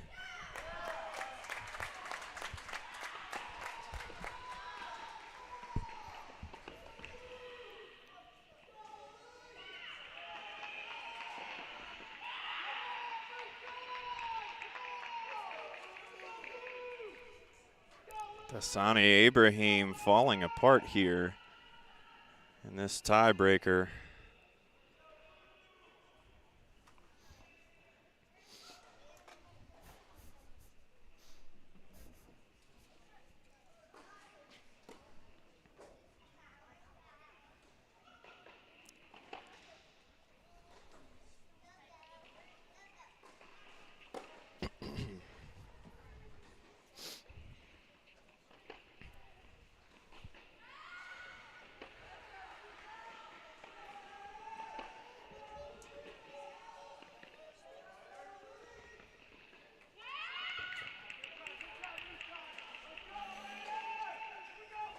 Ibrahim gets one back.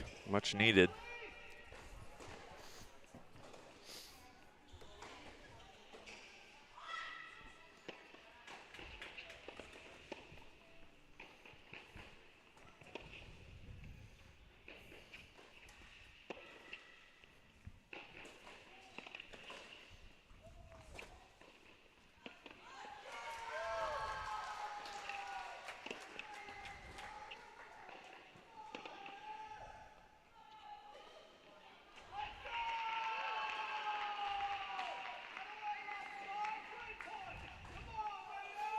Well read by Love Star.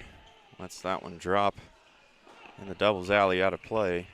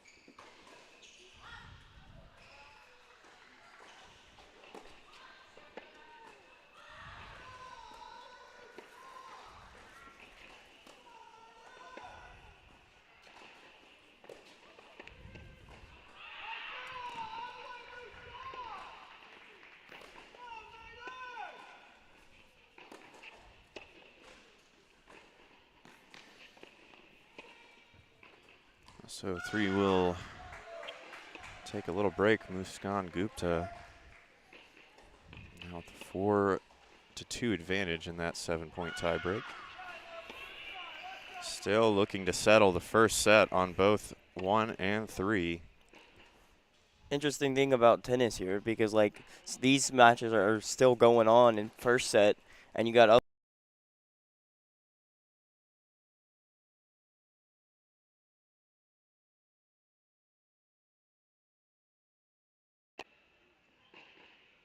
because they've spent so much time on their first set.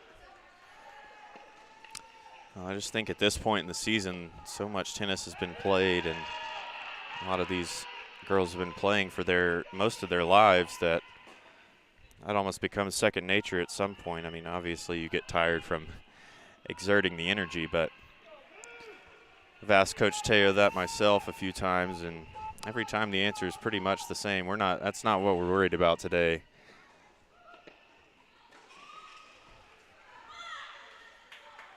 So that slice serve just goes a bit wide for Muskan.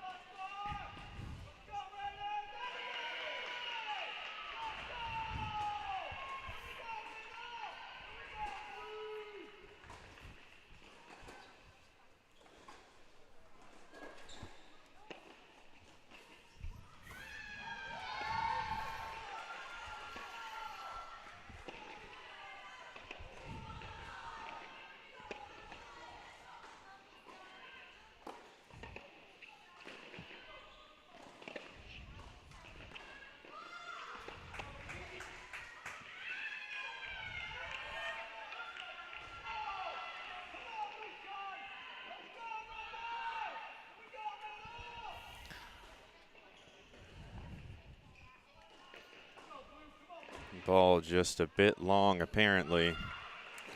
Muskan can't believe it. 5-4, the score in favor of Dasani Ibrahim. I saw Alexis in deciding point over on the top court. She needs to win this to have a chance at taking this first set.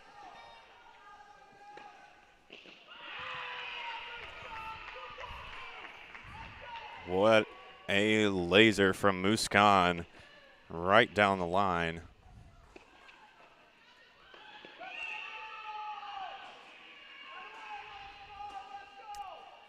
Ooh, controversy over there on court one. I'm not even going to pretend like we have the best view of it, but Alexis called it out, and Lebesova does not like it at all.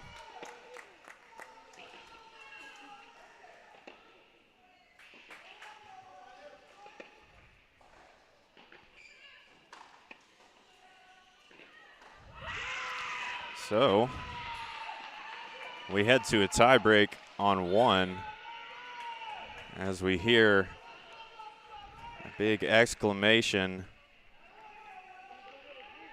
from Muskan Gupta. She goes up 6-5, just needs one more to take set number one.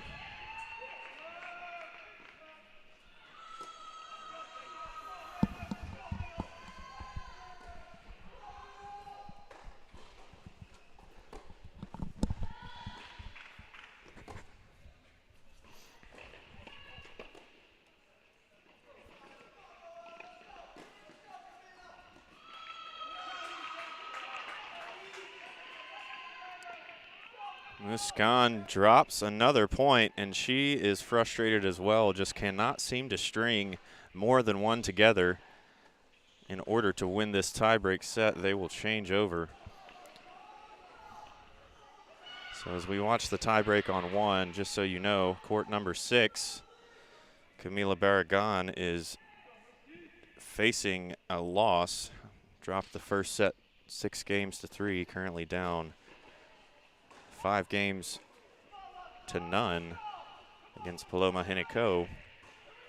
Meanwhile, on court number 2, Sana Garakani, who took set number 1 by a score of 6-2, is up 4-3 on Zuzana Jetsepanska.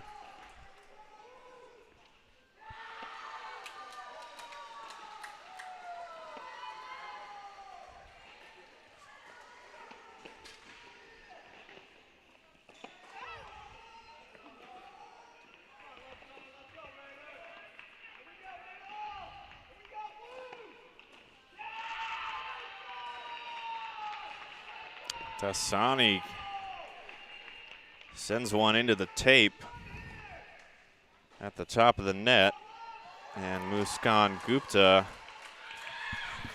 now with an opportunity to take the set.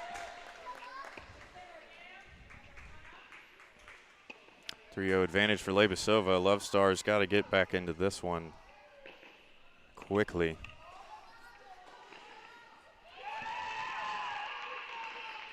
What a backhand there. That'll do.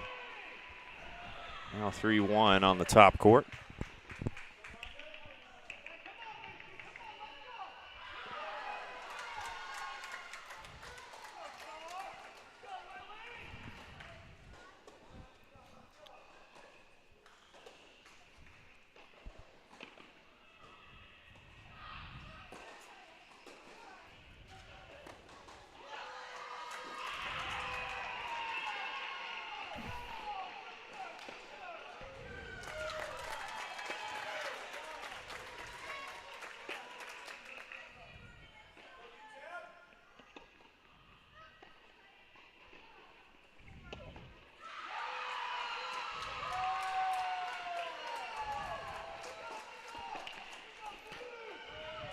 Lebesova's shot falls short, and Love Star Alexis right back in it.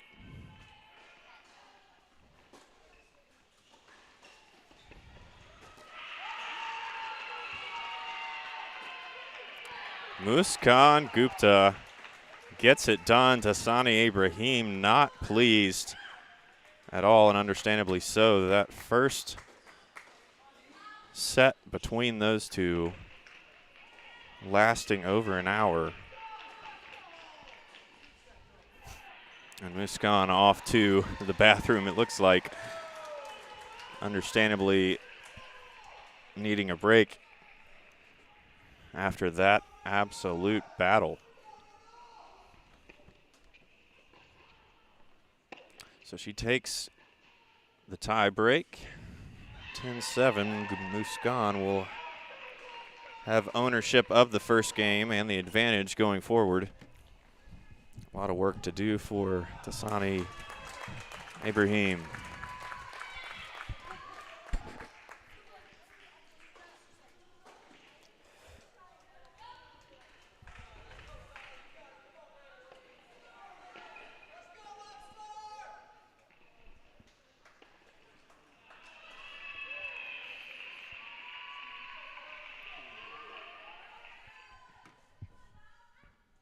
So Love Star Alexis locked in a 3-3 tie break to 10. Race to see who can get the first set on court number 1. Muskan Gupta locks up that tie break. And what did you see there, Max? Just saw it was like the long game basically, where she seemed like she had the more energy by the time they got to the end, which is something like you said they work on sometimes. So it's just like it. And it's like eventually it might get repetitive at some point. So you have to start reading your opponent and see what they're doing. And you notice that Gupta won on a double fault. So sometimes that's all you can just ask for is just a double fault by the opponent. So serve becoming ever so crucial here this afternoon. But in the meantime, I'm going to send you over to court number 4, Noelle Morrow, seeking her 12th victory on the season. Looks like we might not have audio on this court at the moment.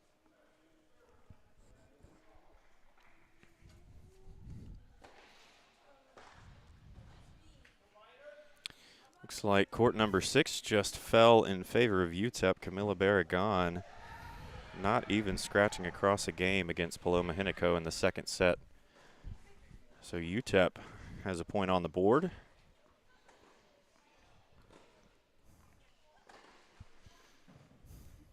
Now 1-1.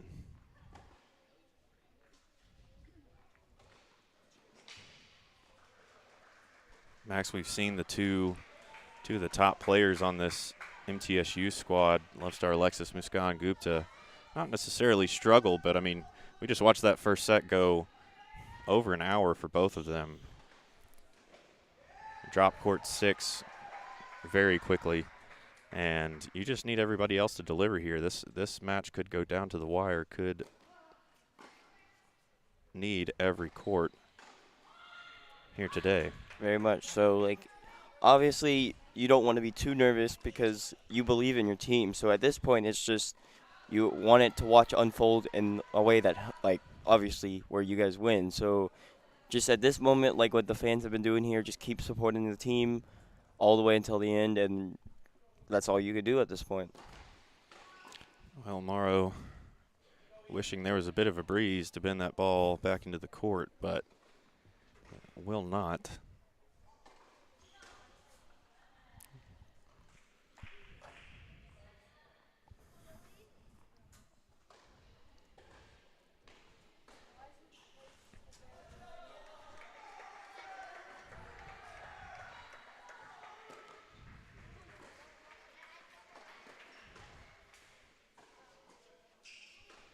One goes long from DiBattista.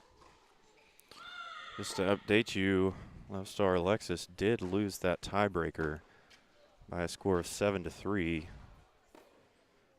So Veronica Lebesova will take set 1 on the top court.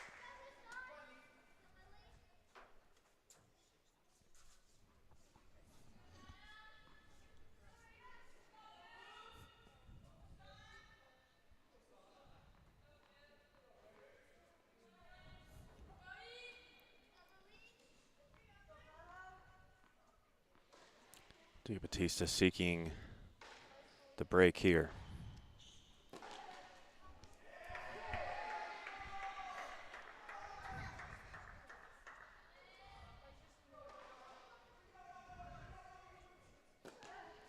And she will not get it. Noelle Morrow now taking her 5th game. We're going to double box it for these 2 courts. Looks like 2 and 4 are closing in on victories. So Noelle Morrow, as we just saw, took her 5th game. And just off to her right, and on the right of your screen, Sana Garicani up 5 games to 4 on Zuzana Zetskripana.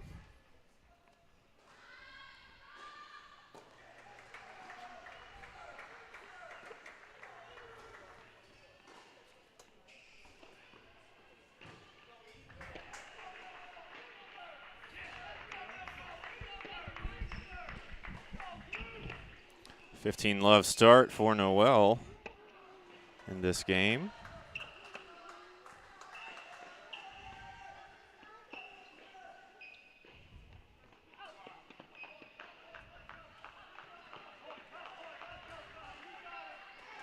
Sana just pushes that one a bit wide.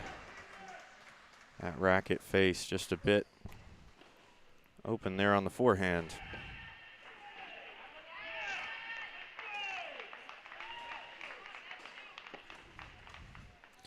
DiBattista can't return it. Noelle Morrow has a 30-love advantage.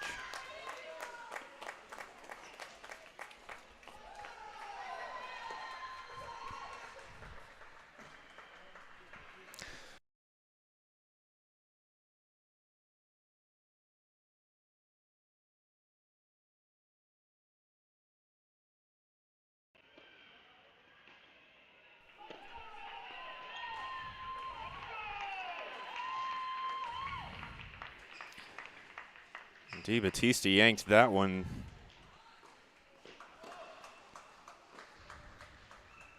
away foul. It's kind of funny, went off one camera and onto our other one. Courts 2 and 4 right next to each other.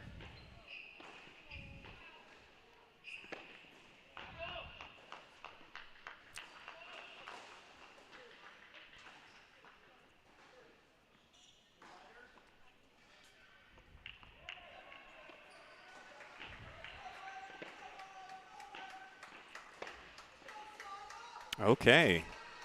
Max, I don't know if you saw that one as well, but that ball that was lobbed in by Sana, I was wondering if it landed in the alley or on the line, and they were going to give it to Sana, so 30-15 over here on 2. That was a ridiculous shot. Crazy airtime on that one. Noelle Morrow closing in on her 12th victory of 2023. 40-love advantage.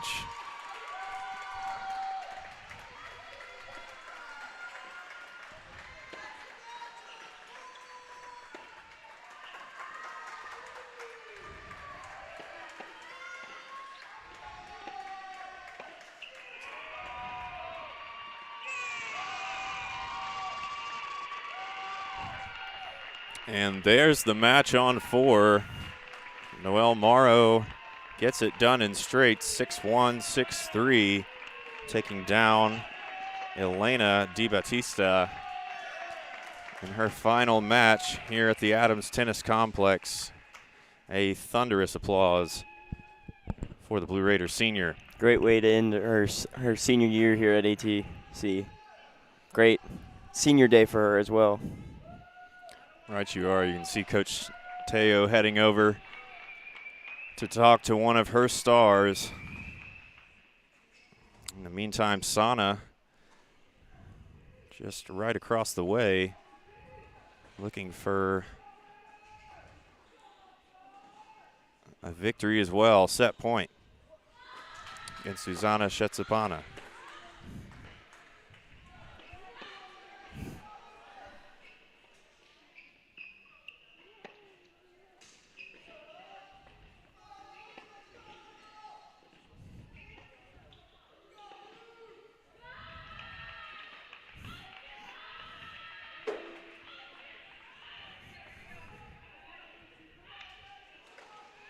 Sana just in disbelief there.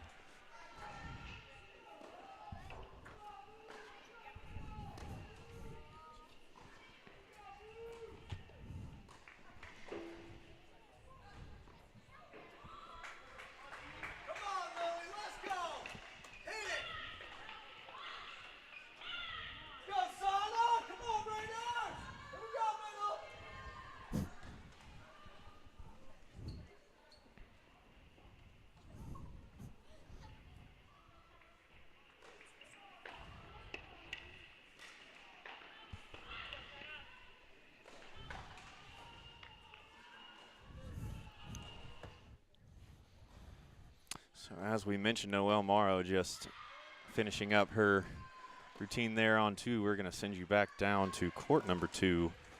Sana Garikani is struggling to close out this match against Zuzana Jetsipanska.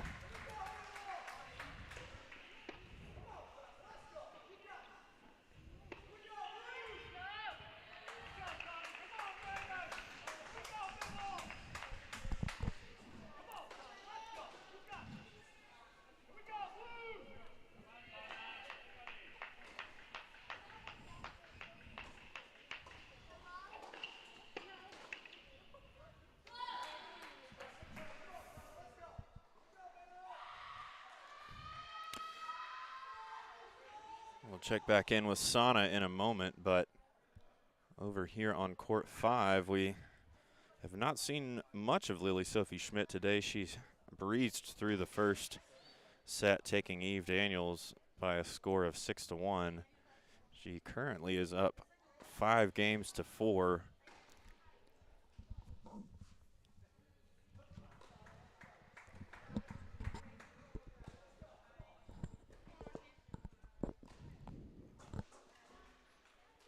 And as we wait for these ladies to take the court once again,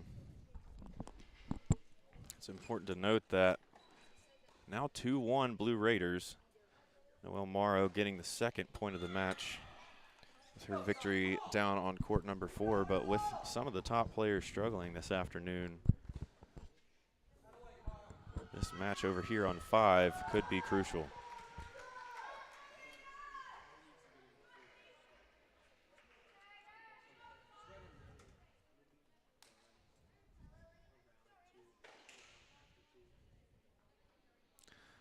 Lily with a big smile on her face as she takes the court. Coach Luis is really looking on.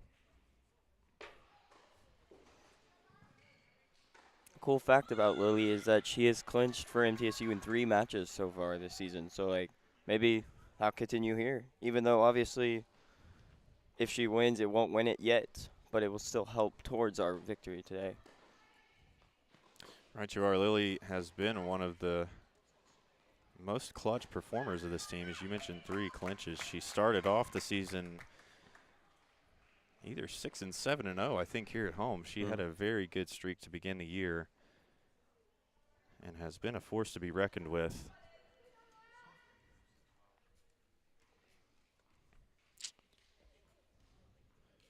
So as we see Daniel serving, just want to let you know Sana Garikani just took a 6-5 lead over on 2.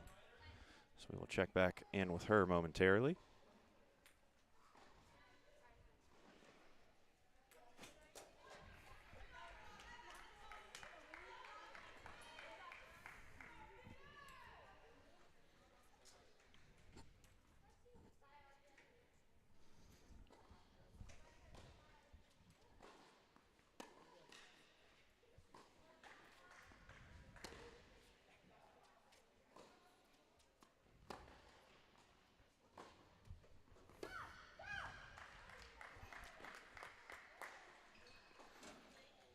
Cool thing you can little see on the edge of this on the screen right here is the teammates of MTSU. They're sitting there supporting it, and it's also happening with Sana on court 5 with all the players who have finished. They're both supporting their team, so it's cool to see the love all these teammates have for each other, rather than just go into the locker room after you finish.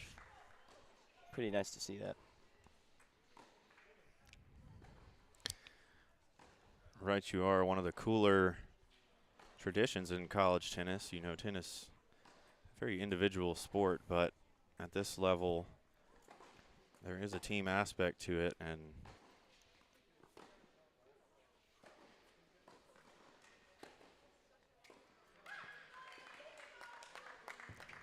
Eve Daniels can't execute the backhand.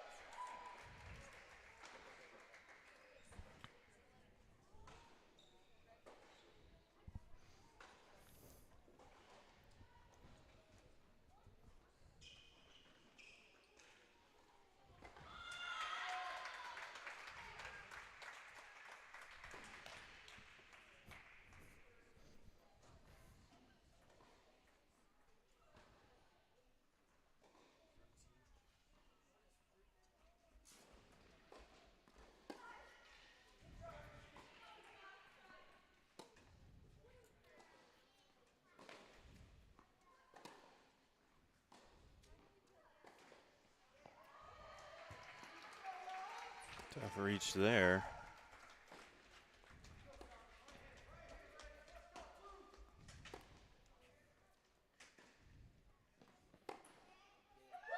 Beautiful shot there from Lily Sophie Schmidt, a winner indeed.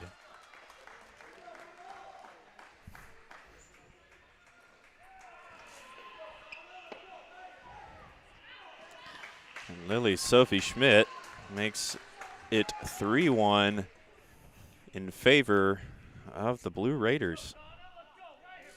Just need one of the remaining courts to fall, Max. Hopefully it's going to come right here with Sana. Sana ever so close.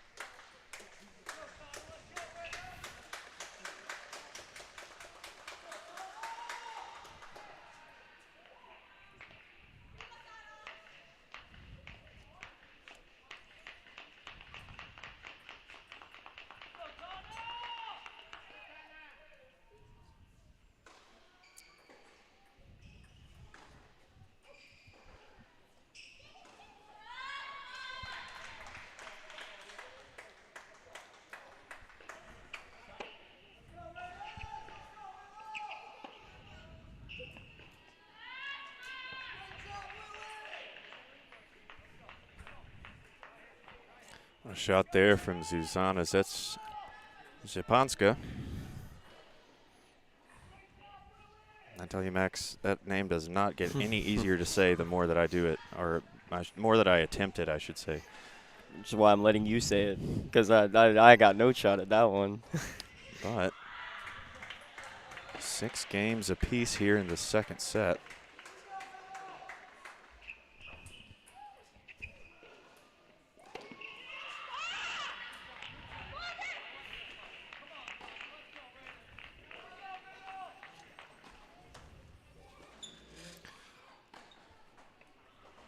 Sana has got to keep her cool here. You can see Coach Teo trying to console her there. One of her biggest weaknesses all season has probably been her own head. It's often said in tennis that you don't lose to your opponent, but you lose to yourself. And Sana been the victim of that one too many times. Would love to see her fight on all the way and take this victory.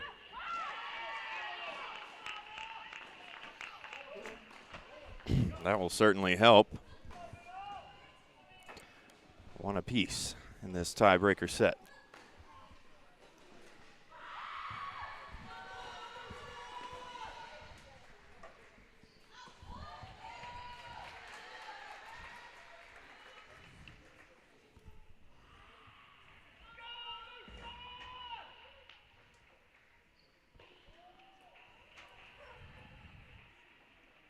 Cheers from across ATC for Muskan Gupta with a 4-1 advantage in the second set over on court number 3.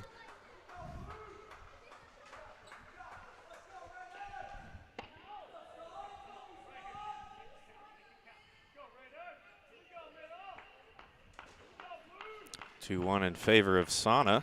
As that serve falls wide. She's got a good opportunity to give herself a little bit of cushion here.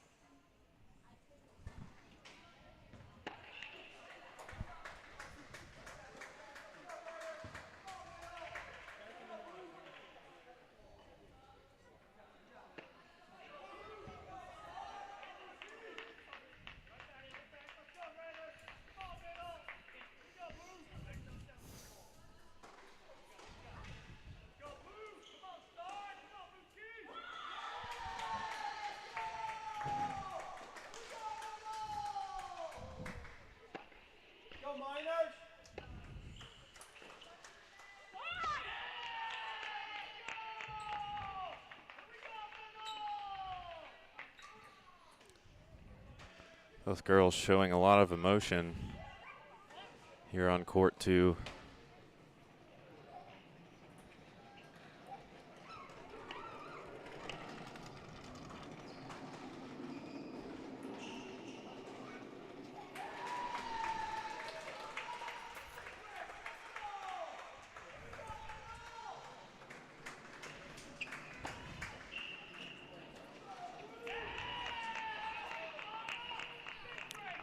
Four-two in favor of Sana, and that's got to feel good on the changeover.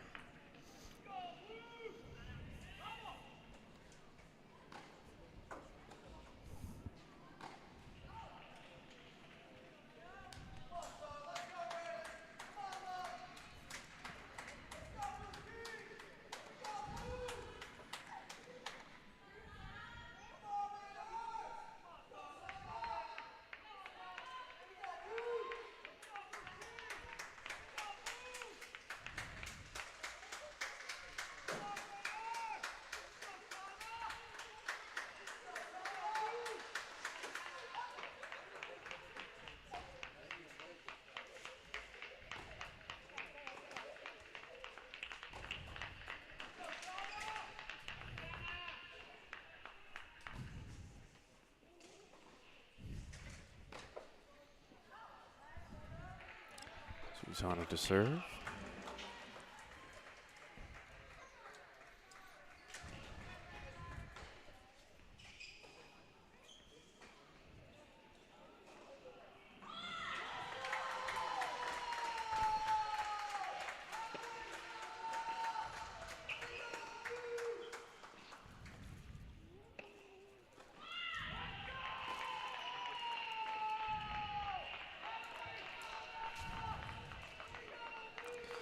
Five-two now.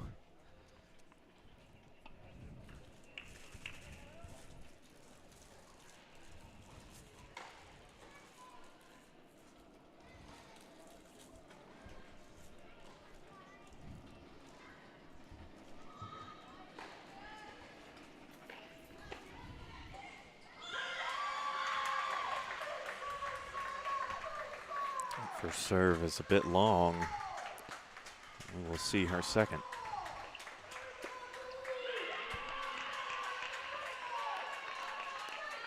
Jetsaponska sends that one over into court 6.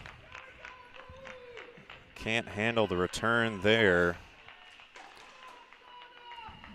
And Sana now has a 6-2 advantage.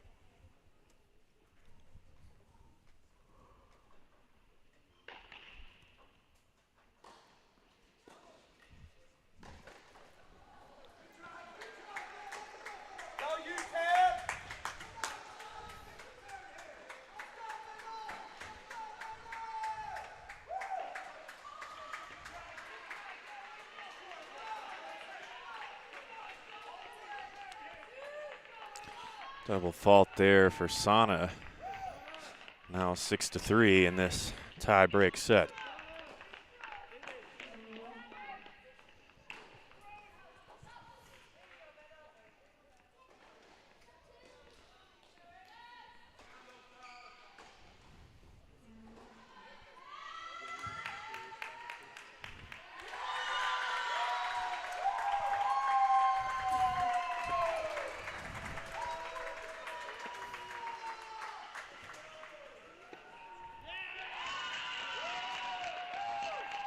Game, set, match. Garikani takes down Zuzana Jetsaponska 6-2, 6-6, 6-3 in the tiebreak. And that is the match. And a much needed win for the Blue Raiders. It looks like these final two courts are going to play on, though. Looks like Love Star Alexis and Muskan Gupta are still in action, so we will send you down to court number 3 here momentarily.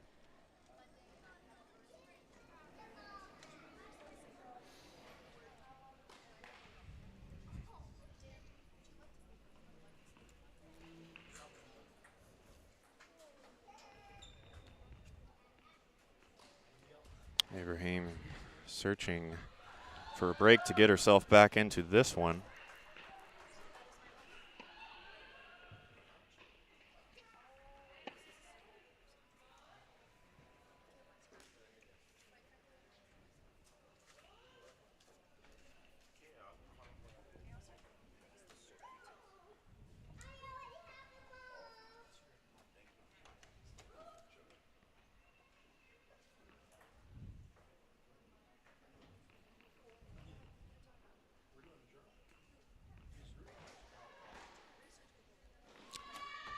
Tasani set to serve.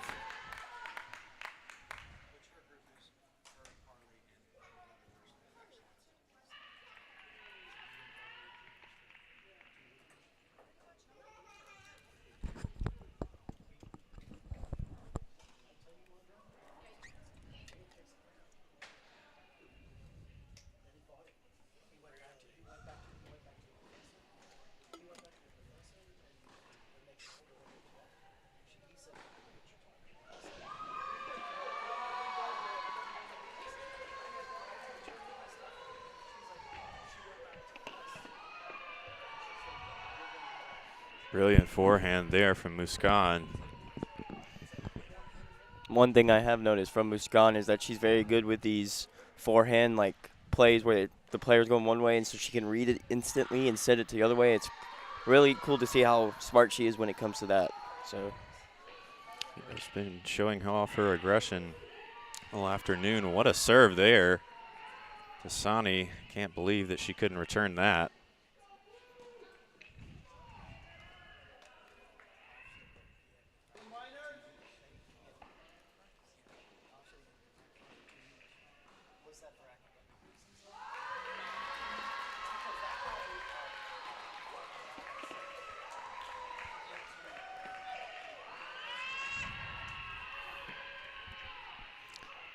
Tanasi knows.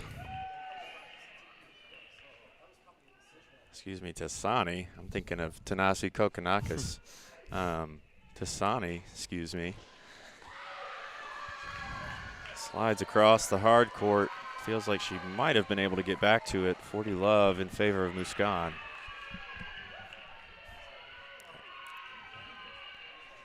Muskan takes down Tasani with the serve. 5-2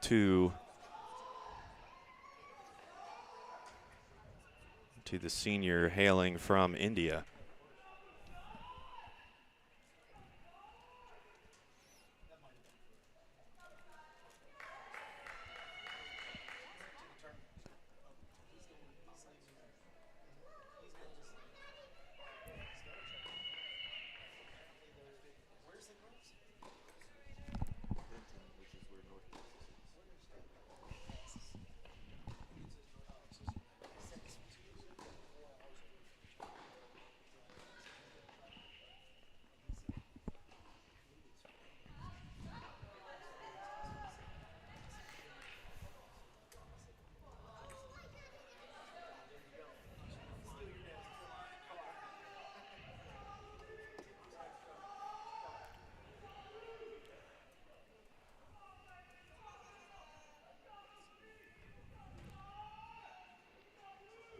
Cool to see that even though MTSU won, they're still letting these two seniors finish out their match here.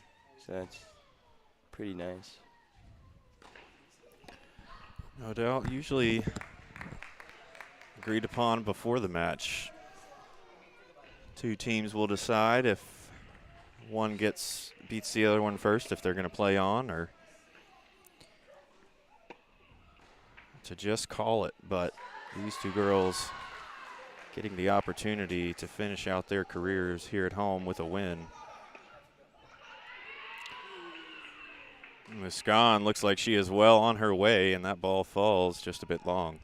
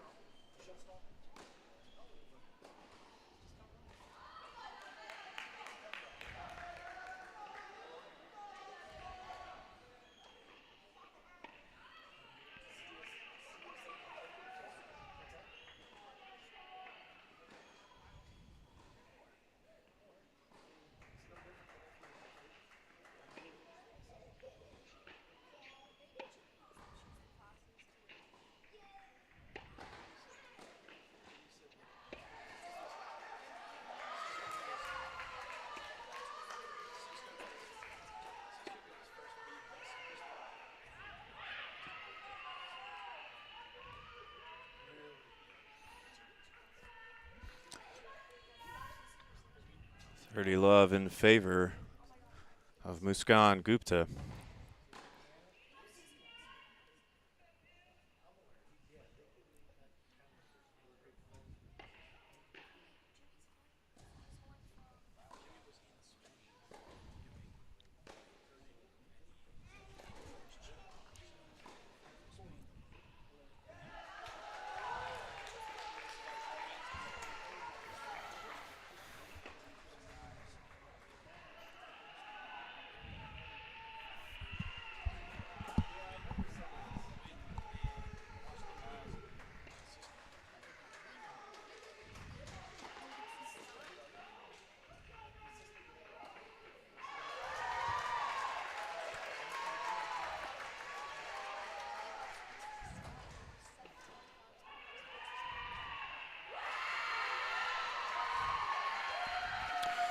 Forty love, Muskan Gupta will have the set and the match. Another win for a Blue Raider senior here on Senior Sunday. 7-6, 6-2 in favor of Muskan Gupta. She is showing her emotions here today. What a scene there on court 3. Well, Max, what you see there today from Muskan? Muskan, I just saw, at least in the first set, she started off, and it was a very long match, you remember? So she started off strong in the second set, and then she just kept it going throughout. And it's just, you could see in the second set, I think she got another burst of energy that helped her go to the end, which was amazing to watch her do that. So. All right, you are locked in a long first set there with Tanasi Ibrahim, and she receives a big round of applause from the crowd here at ATC and her teammates as she joins them.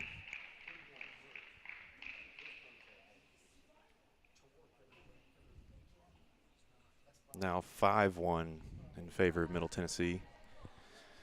And Max, I'd say they've done exactly what they needed to do here today. Very much so. It's obvious to see that it looked scary at first because they lost the first singles, but after that it was all MTSU all the way till now. So hopefully they can keep this going on this last match with Alexis.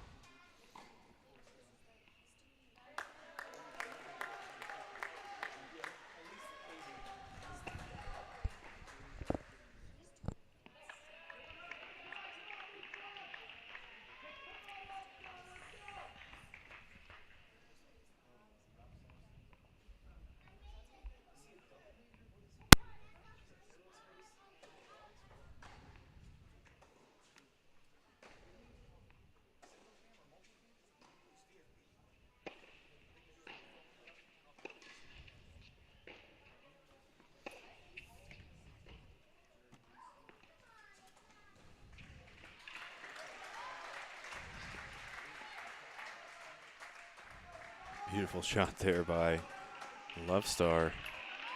Has to rush back to it. Well played there by Lebesova.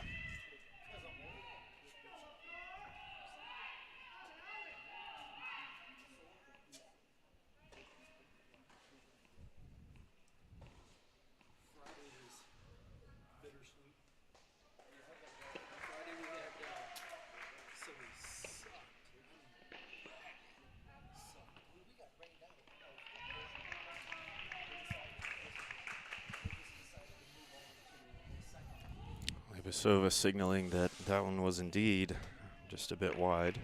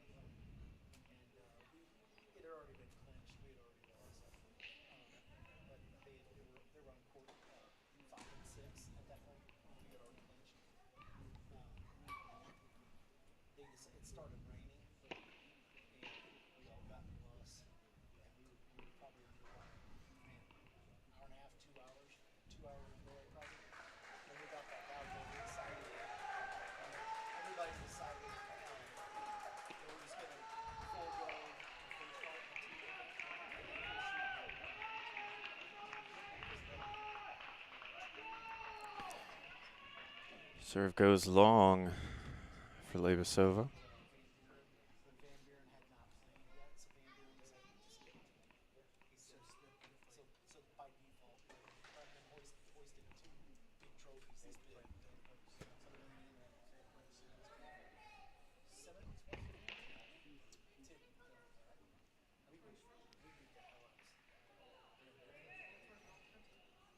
Another fault on that first serve.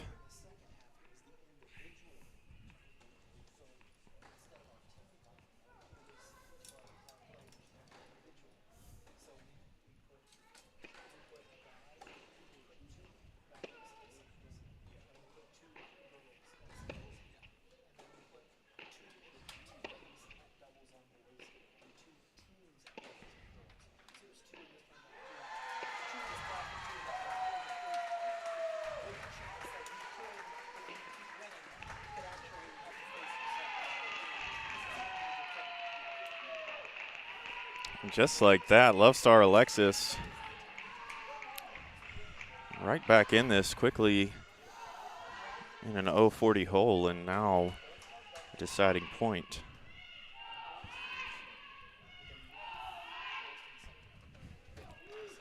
Last court in play here this afternoon.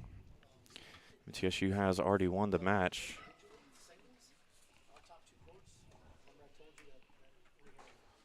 Looking to finish it off here.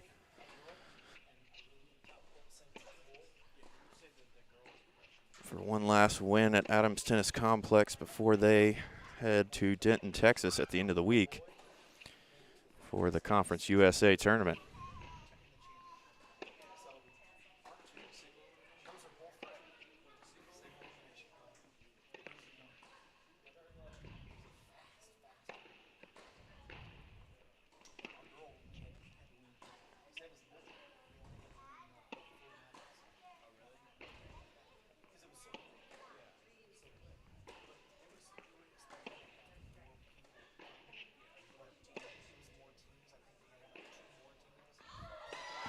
What a rally we have here.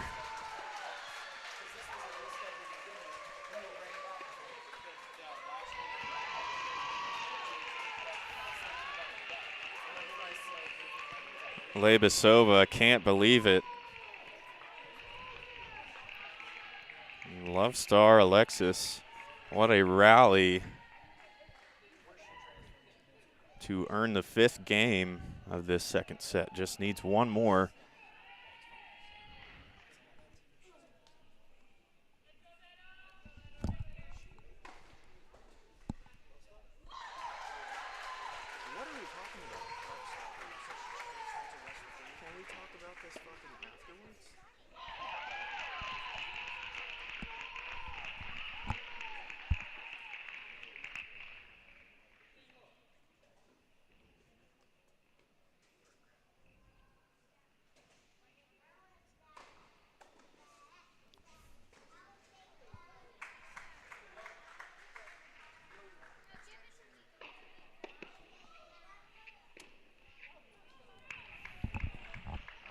Assume so.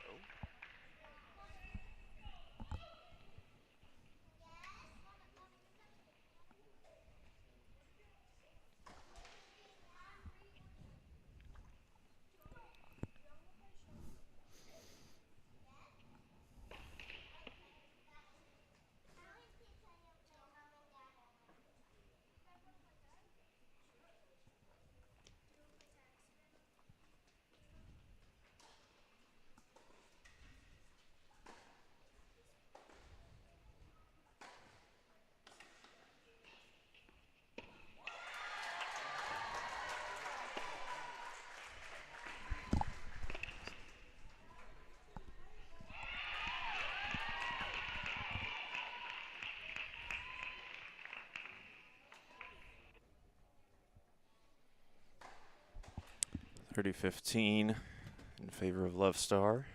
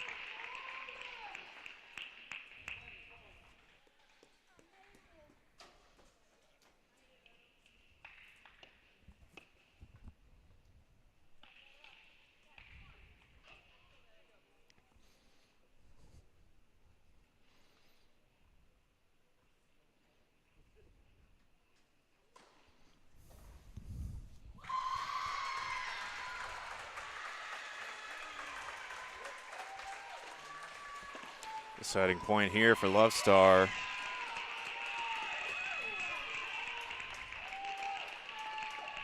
And she will take it. 6-3, and Love Star will win set number 2. So we are going the distance here on number 1.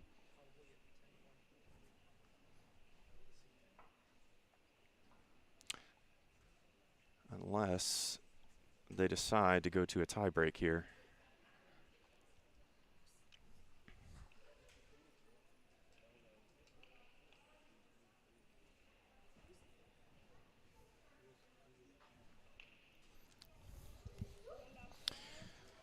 So the teams change over, and we are going to see a 10-point tie break here on court number 1 for the finale. Both girls earning a set here this afternoon. So it will be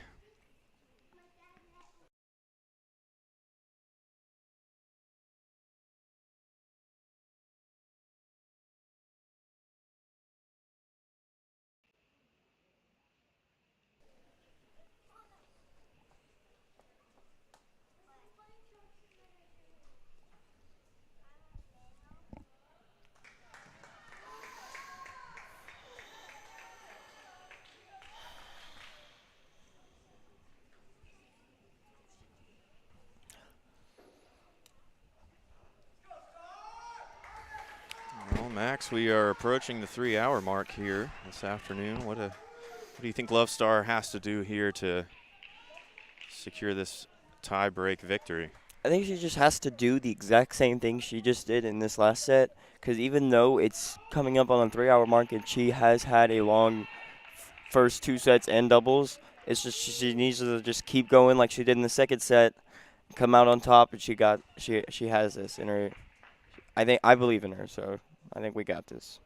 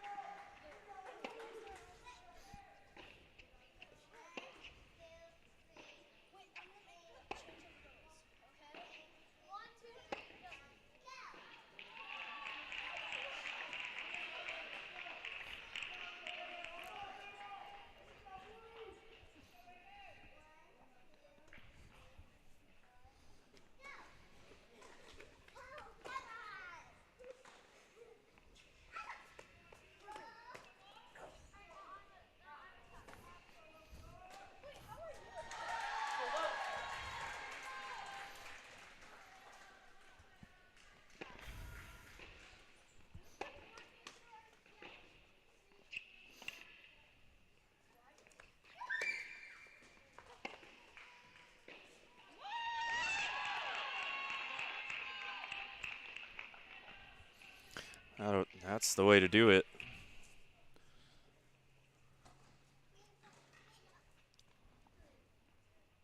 Some more emotion from Alexis there. Not really expected from her, so that was kind of caught me off guard, but still amazing to see her show some emotion there. Shows how much this means to her.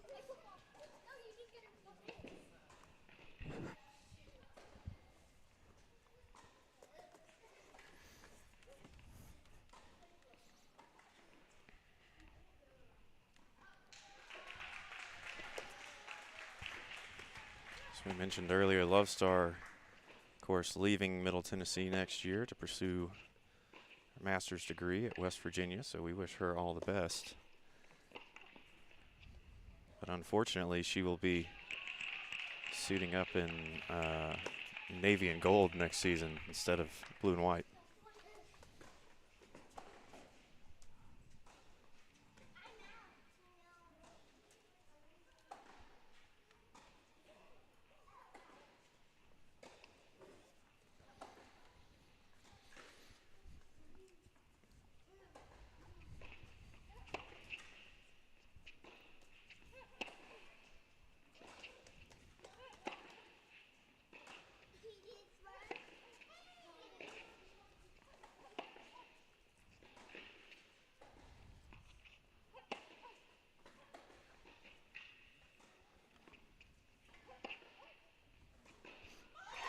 It's not an easy shot over the shoulder there for Love Star.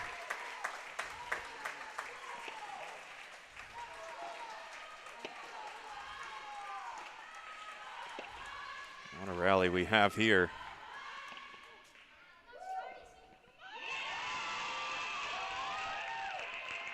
Brilliant slice there from Love Star, running all over the court.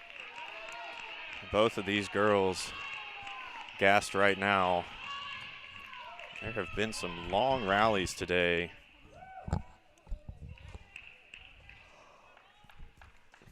Especially from Alexis and her courts, there have been very long rallies, so it's good to see her come on top on a couple of those. No doubt. Lebesova to serve. 2 apiece here in this 10-point tie break.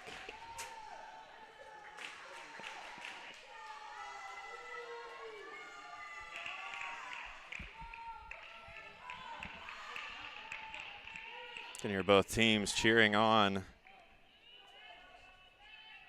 the top court, cheering on their ones, their leaders.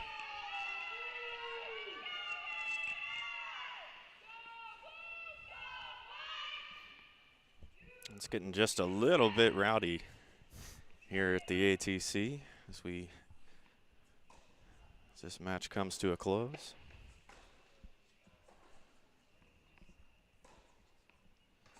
See a fault there from Left Star.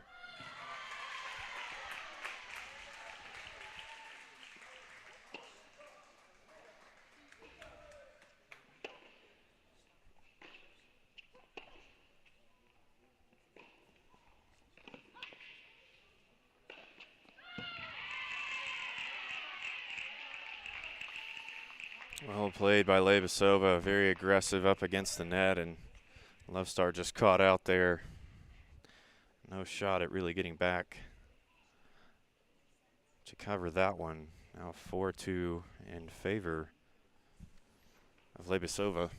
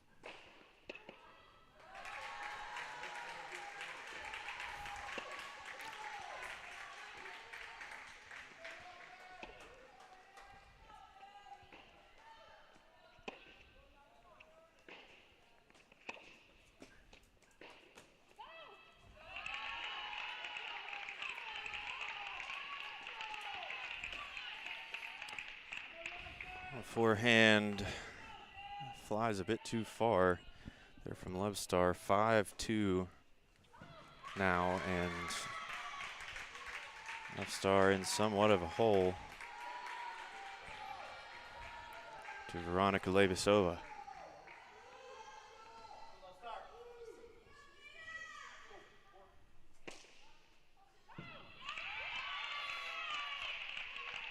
And that's an ace for Lebesova.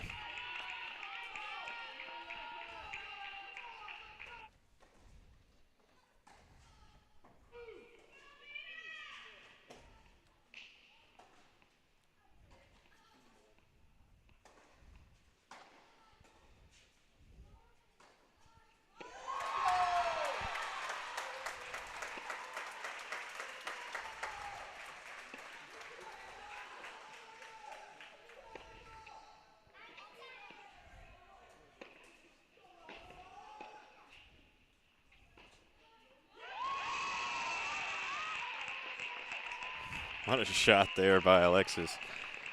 Not a very big target to aim for, and she just absolutely drills it down the baseline.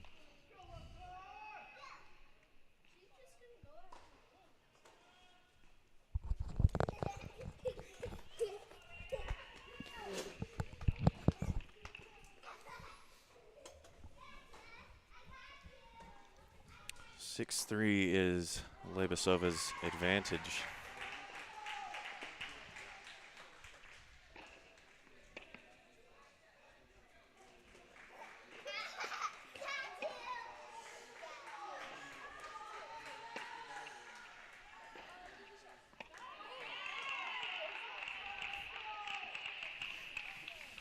Just a bit long. Love Star can't believe it. 7-3 in favor of the Miners.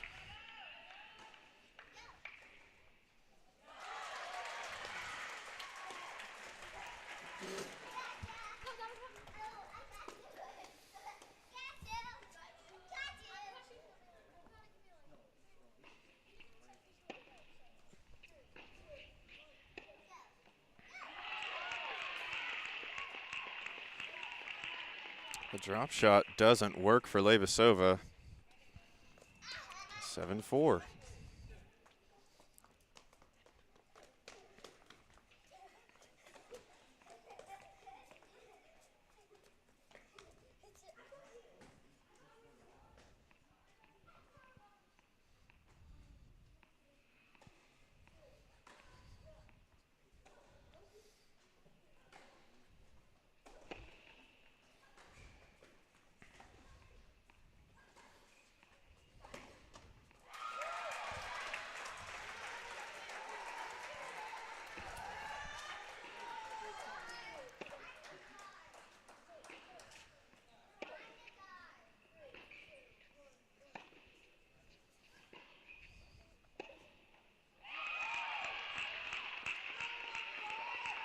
Seven 5 now. Love Star rallying just a bit here. 1-2 straight points, and they will take a bit of a break.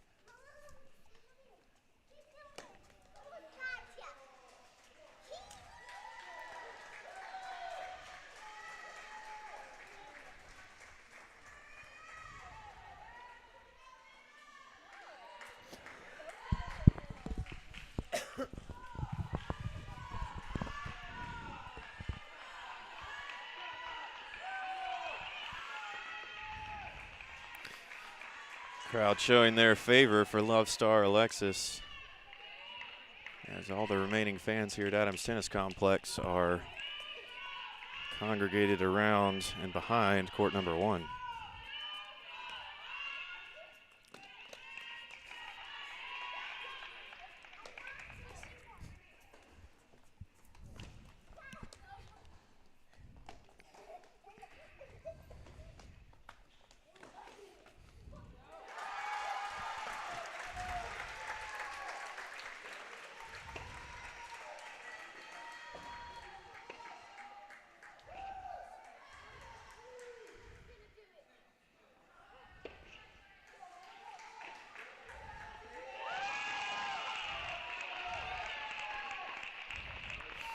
Good eye there from Love Star Alexis. Leibasova sends that one long, and it's 7-6 all of a sudden.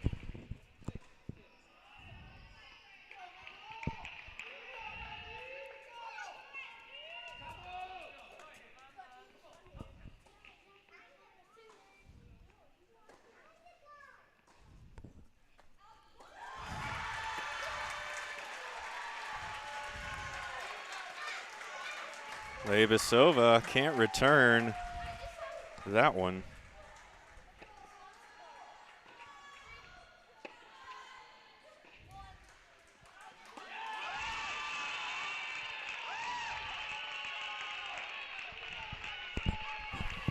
And we are all tied here at 7.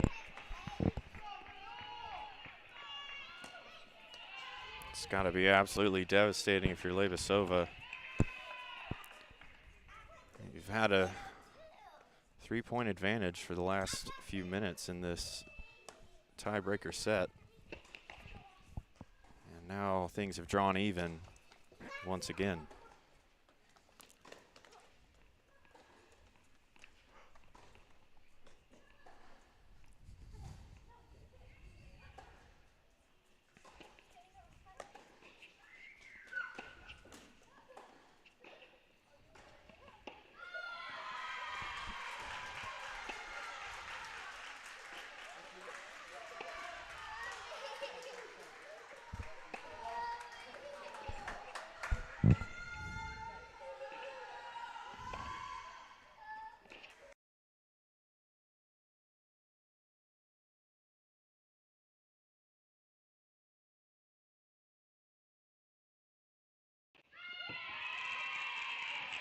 Not enough time to get there for Love Star Alexis.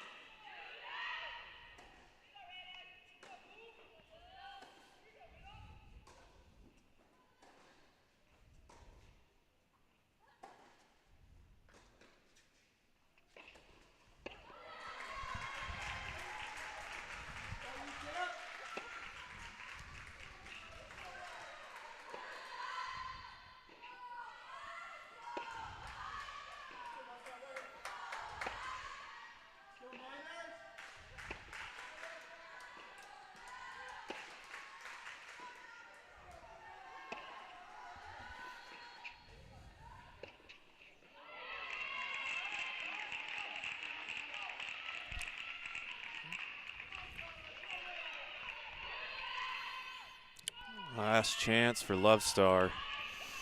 She fancied the forehand in the back corner, couldn't get it to go.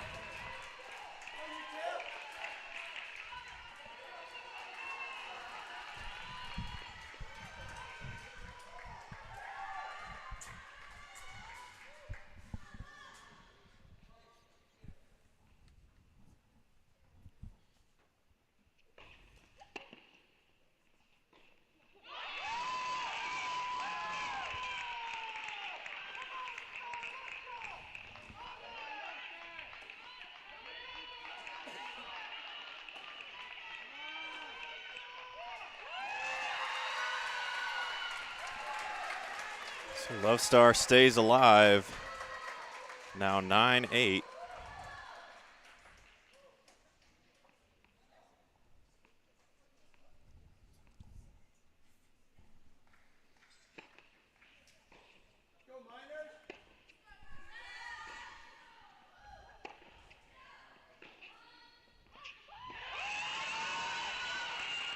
What a ridiculous performance from Love Star here today. She won't give up. It's amazing to watch. She keeps going. Just when you think she's done, she comes back and ties it up again.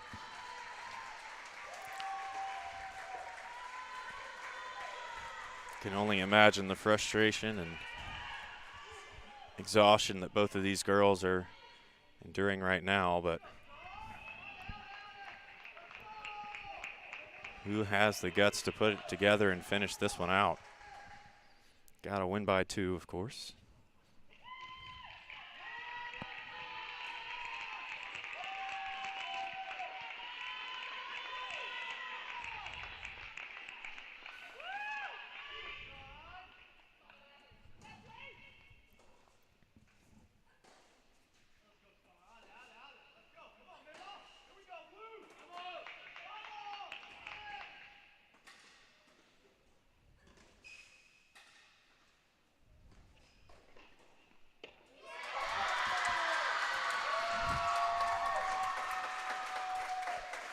Fault on that first serve there from Love Star.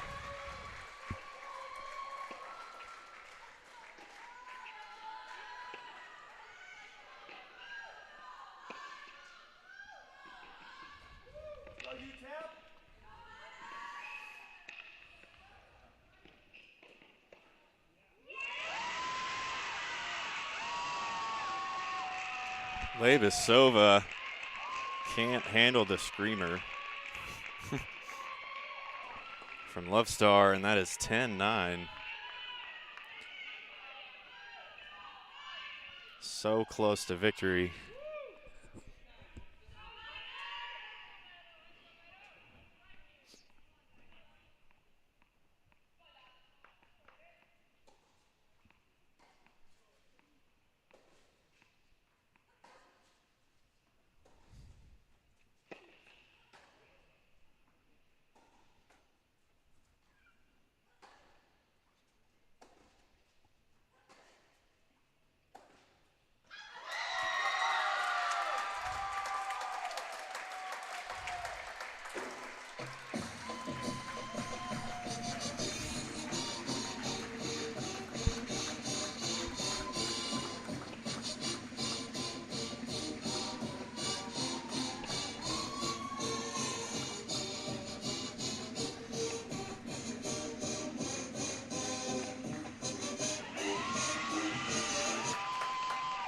Wow, what a way to finish this one here at Adams Tennis Complex. What a ridiculous match, Max. Great victory from Alexis. This whole singles thing has been, I think, long and exhausting for both of them, but it's a great way to see Alexis come out on top, especially on senior day. Certainly is. Alexis and Lebesova only respect for each other after that one. As hard fought a match as you will ever see, but the Blue Raiders take down the UTEP Miners 6-1. As you can see the team there chanting the rest of the MTSU fight song.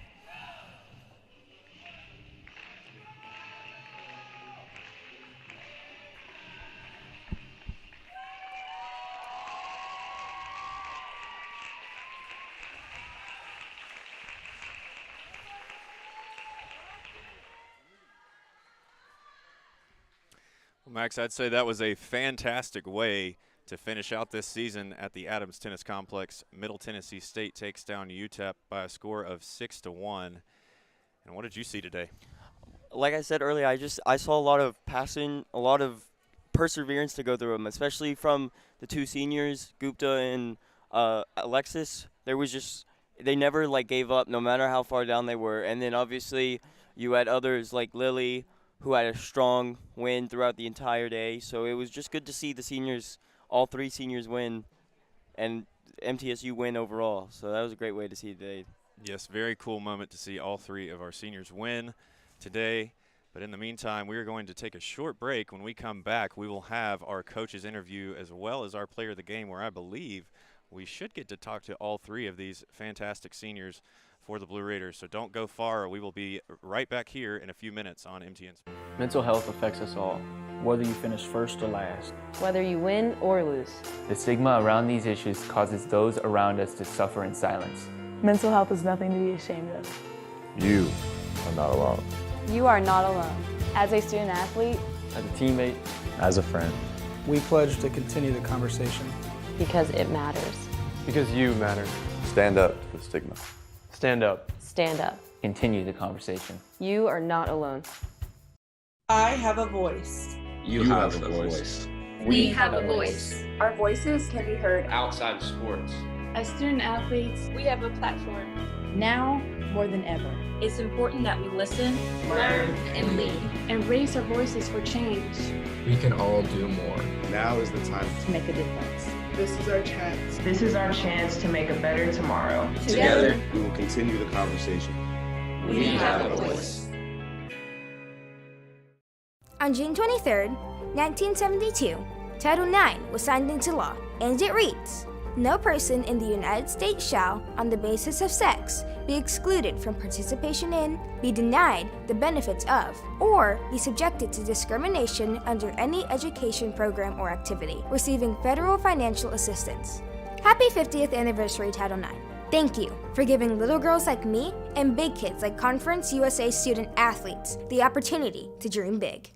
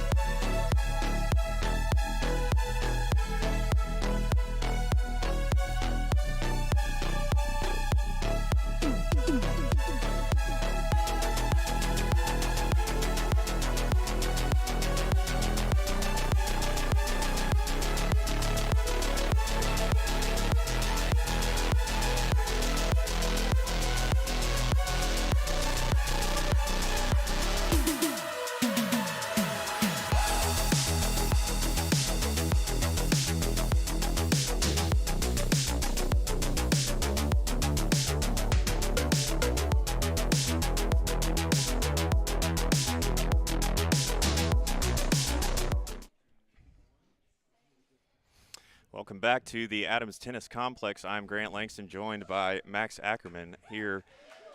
MTSU just defeated the UTEP Miners by a score of 6-1, and joining us this afternoon is Kara Zalashi, the freshman who got to her appearance in doubles this afternoon, got the victory with Lily Sophie Schmidt. Kara, how are you doing? Pretty good. How are you? I'm doing well. First of all, congratulations on that victory this afternoon. What was the key to you and Lily's success there on court 3? Definitely her and I have been playing a few matches, and definitely the deuce points. Some matches before we haven't been able to pull through, but this match we were able to get the deuce points, and that really made a big difference in who was leading in the set.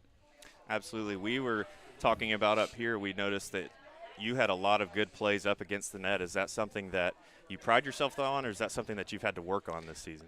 We've definitely had to work on it. We've been doing a lot of doubles practices, and it's been a lot of movement at the net and communication with our partners. So that was something that was really nice to see pay off. Well, it certainly did. Y'all got the victory, locked up that doubles point. You didn't get to play in singles today, but what did you see from your teammates, and more particularly, we know it's Senior Sunday, from those 3 girls that have been leaders for this team for so long? Just a lot of grit from everyone. I think everyone really wanted to win out here today for our seniors, and that was just something, especially in doubles too. It's just we wanted to do it for our seniors because they work so hard, and they're just such great role models for us, and didn't want to let them down. Cool. Yeah. So how did it, was it exciting winning that doubles with it? Like, how did the energy feel as you went along and you got more and more points eventually? Yeah, it was really exciting. I remember we were up 5-3, and I looked over on the other court, and it was like, oh, it's going to come down to our match. So I kind of wanted that to happen before the other match lost, just so that we didn't feel that kind of pressure. And that's what happened, so it worked out perfectly. Certainly, it did work out well for you today. But anyways, congratulations on that win, and we wish you all the best of luck down in Texas this weekend for that CUSA tournament. Thank you so much. All right. Well, that was Kara Zalashi, everybody, and looks like she had a good time out there today in doubles, and good momentum for this team as they head down to that conference tournament. Next, we are going to get to speak to head coach Teo Bailey Duval, and she's got to be thrilled, although I'm sure the heart is certainly pumping. This match it didn't necessarily go down to the wire on the scoreboard, but it certainly felt like it. A lot of long rallies, a lot of long points, and Coach is with us right now. So welcome, Coach. Congratulations on this victory against UTEP. Thank you. Certainly much needed before you head down to Texas this weekend. Yes, it is. Yes, it is. It's it should be a great momentum builder and confidence builder as we move in a couple days from now. We saw a wild match today, I would have to say. A lot of long rallies, a lot of tie-break sets, what was the key to it? You know, the key in the end is just be patient. All right, it's something that we talk about. We can't pull the trigger too early, but we need to know when we need to step in and take away time to create the opportunity to win the point. And some people did it better than others today, and that's probably why some matches went longer than expected.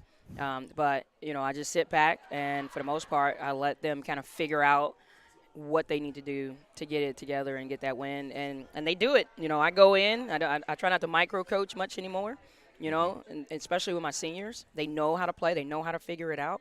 Just have to put a few bugs in their ear, and then we get it together. So really kudos to Love Star for pulling it out when she was down 2 match points. And keeping her head into it and being steady and being patient. And then the girl was able to make her mistake. And if I'm not mistaken, Muskan also battled back from being down in her tiebreak set. Very impressive from those 2 veteran leaders of this team. Obviously, a few of those lower courts struggled, but what are you looking to see going into Texas this weekend for the conference tournament?